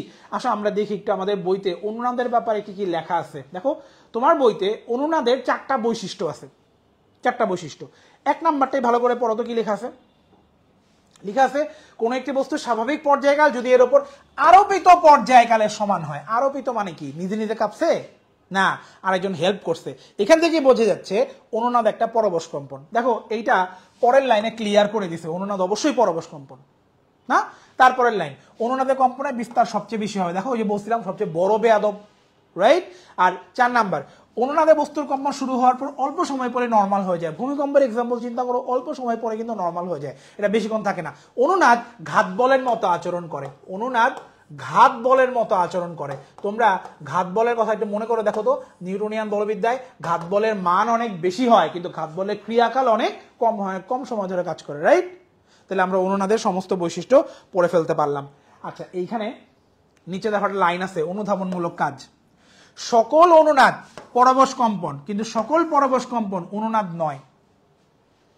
এই লাইনটা পরীক্ষায় ঘুরায় ঘুরায় আসতে পারে। সকল অনুনাদ পরবশ কম্পন, সকল পরবশ কম্পন অনুনাদ, সকল অনুনাদ পরবশ কম্পন নয়, এভাবে ঘুরায় ঘুরে আসতে পারে। আমরা পরীক্ষার হলে এই ধরনের লাইন ছোটবেলা থেকেই ফেস করে আসতেছি। সকল খারি খারক, সকল খারক খান নয়, এই ধরনের লাইন আমাদের ছিল না? ছিল তো। তো এইটাকে সলভ করার জন্য আমরা একটা বুদ্ধি অ্যাপ্লাই করবো। আমরা বলবো অনুনাদের প্রথম অক্ষর স্বরেও, পরবশ কম্পনের প্রথম অক্ষর প। আবার এই সিরিয়ালটা খেয়াল করো, পরবশ কম্পনের প্রথম অক্ষর প, অনুনাদের প্রথম অক্ষর স্বরেও লিখলাম। এখন দেখো আমাদের 2টা শব্দাংশ হইছে, একটা হচ্ছে অপ আর একটা হচ্ছে প। বলো তো কোন শব্দের মানে আছে? অপর মানে আছে। অপ মানে কি? খারাপ। এটা একটা মানে আছে, অর্থ আছে। এই পর কোনো অর্থ আছে? নাই তো। তো আমরা অপকে গ্রহণ করলাম আর পকে আমরা বর্জন করলাম, যে ওইটা কোনো শব্দই হইল না। এখন আমরা পড়বো, দেখো সকল অনুনাদ পরবশ কম্পন হয় কিন্তু সকল পরবশ কম্পন অনুনাদ হবে না। বোঝা যাচ্ছে আমি কি বলছি? সকল অনুনাদ পরবশ কম্পন হয়, সকল পরবশ কম্পন অনুনাদ হবে না। তাহলে তোমার এই অপ আর প দিয়ে তুমি যখন এক্সাম হলে পাবা তখন তুমি এই শব্দটা জাস্ট একটু মিলায় দেখবা, তুমি অ্যান্সার করতে পারবা। সবাইকে এই পর্যন্ত বুঝতে পারছো? আমাদের আজকের ক্লাস কমপ্লিট। আমরা মেডিকেল ভর্তি পরীক্ষার জন্য মেডিকোর প্রিপারেশনাল কোর্স শুরু হবে 2রা সেপ্টেম্বর এবং 3রা সেপ্টেম্বর থেকে। কেমন? মেডিকোর ঢাকা এবং ঢাকার বাইরে সবগুলা ব্রাঞ্চে। তার আগে আমরা বেশ কয়েকটা ফ্রি যাচাই ক্লাস রেখেছিলাম তোমাদের একটা হিন্টস দেওয়ার জন্য, আইডিয়া দেওয়ার জন্য যে মেডিকোতে ক্লাস কেমন হয় বা কোন জায়গাগুলোর দিকে নজর দিবা। যেহেতু স্বাভাবিকভাবেই ফ্রি যাচাই ক্লাসে অনলাইনে অনেকে বই নিয়ে বসে না, তো আমাদের একটু ধীরে ধীরে বুঝে বুঝে পড়াইতে হয়। 2 নাম্বার হচ্ছে আমরা দেখছো যে রনি ভাইয়া গতদিন ক্লাস নিচ্ছে জৈব রসায়নের একটা অংশের ওপর, তোমরা সেখানে অনেকে কমেন্ট করছো যে ভাইয়া বাদ বাকি চ্যাপ্টারটুকু কি অনলাইনে আসবে কিনা, আমাদের ফ্রি ব্যাচে সবার জন্য থাকবে কিনা। আবার আজকে দেখো ভাইয়া কিন্তু আমরা প্রথম অংশটা পড়লাম তরঙ্গ চ্যাপ্টারের, যেহেতু এটা একটা ফুল সিলেবাসের চ্যাপ্টার। অনেক জায়গা তোমরা কলেজে পড়ো নাই, যেহেতু স্থির তরঙ্গের ব্যাপারটা দেখো আমরা অনেকক্ষণ সময় নিয়ে আলোচনা করলাম, তাই না? এরপরে কিন্তু চ্যাপ্টারের বাকি অর্ধেক আছে যেটা আমরা আজকে পড়ি নাই। তো ফ্রি যাচাই ক্লাসের রুটিনে কিন্তু আজকের পরে কালকে আর একটা ক্লাস আছে, কালকে লাস্ট ক্লাস, কালকেটা জেনারেল নলেজের ক্লাস হবে। এরপরে ফ্রি যাচাই ক্লাসের রুটিন শেষ। কিন্তু তোমরা যারা ভর্তি হও নাই মেডিকোতে এখনো, বা অন্য কোনো জায়গাতে পড়াশোনা করতেছো বা অনলাইনে কোথাও পড়তেছো, তাদের জন্য আমি এটা অ্যানাউন্স করতে চাই, সেটা হচ্ছে যে যেই চ্যাপ্টারগুলো আমরা অংশবিশেষ ফ্রি যাচাই ক্লাসে রেখেছি, যেমন জৈব রসায়ন, যেমন তরঙ্গ, এই চ্যাপ্টারগুলো আমরা সেপ্টেম্বর মাসের প্রথম সপ্তাহের মধ্যেই কোনো না কোনো একটা নতুন রুটিন দিয়ে মেডিকোর পেজ থেকে আমরা চ্যাপ্টারটা কমপ্লিট করে দেব, যেন তোমরা মেডিকোর ক্লাসের থ্রুতে এই চ্যাপ্টারের ব্যাপারে একটা সম্পূর্ণ আইডিয়া পাও। কেমন? তো আজকের ক্লাসে যতটুকু পড়াইলাম এটার উপর কালকে কিন্তু পরীক্ষা আছে, এটার এই সিলেবাসের এতটুকুর মধ্যেই প্রশ্ন হবে, এখান থেকেই তুমি অ্যান্সার করবা। সবার সাথে তরঙ্গ চ্যাপ্টারের সেকেন্ড অর্ধেক যে ক্লাসটা হবে নতুন কোনো একটা রুটিন দিয়ে, কালকের জেনারেল নলেজ ক্লাস হওয়ার পরে এরপরে কোনো একদিন নতুন রুটিন দিয়ে আমরা ওই যেদিন তরঙ্গ চ্যাপ্টারের সেকেন্ড অংশটা নিব সেদিন সবার সাথে আবার দেখা হবে, এবং সেই রুটিনে জৈব রসায়নের পরবর্তী অংশগুলোও আসবে। সবার জন্য শুভকামনা। সবার সাথে মেডিকোর ক্লাসে দেখা হবে, অফলাইনে বা অনলাইনে। আসসালামু আলাইকুম।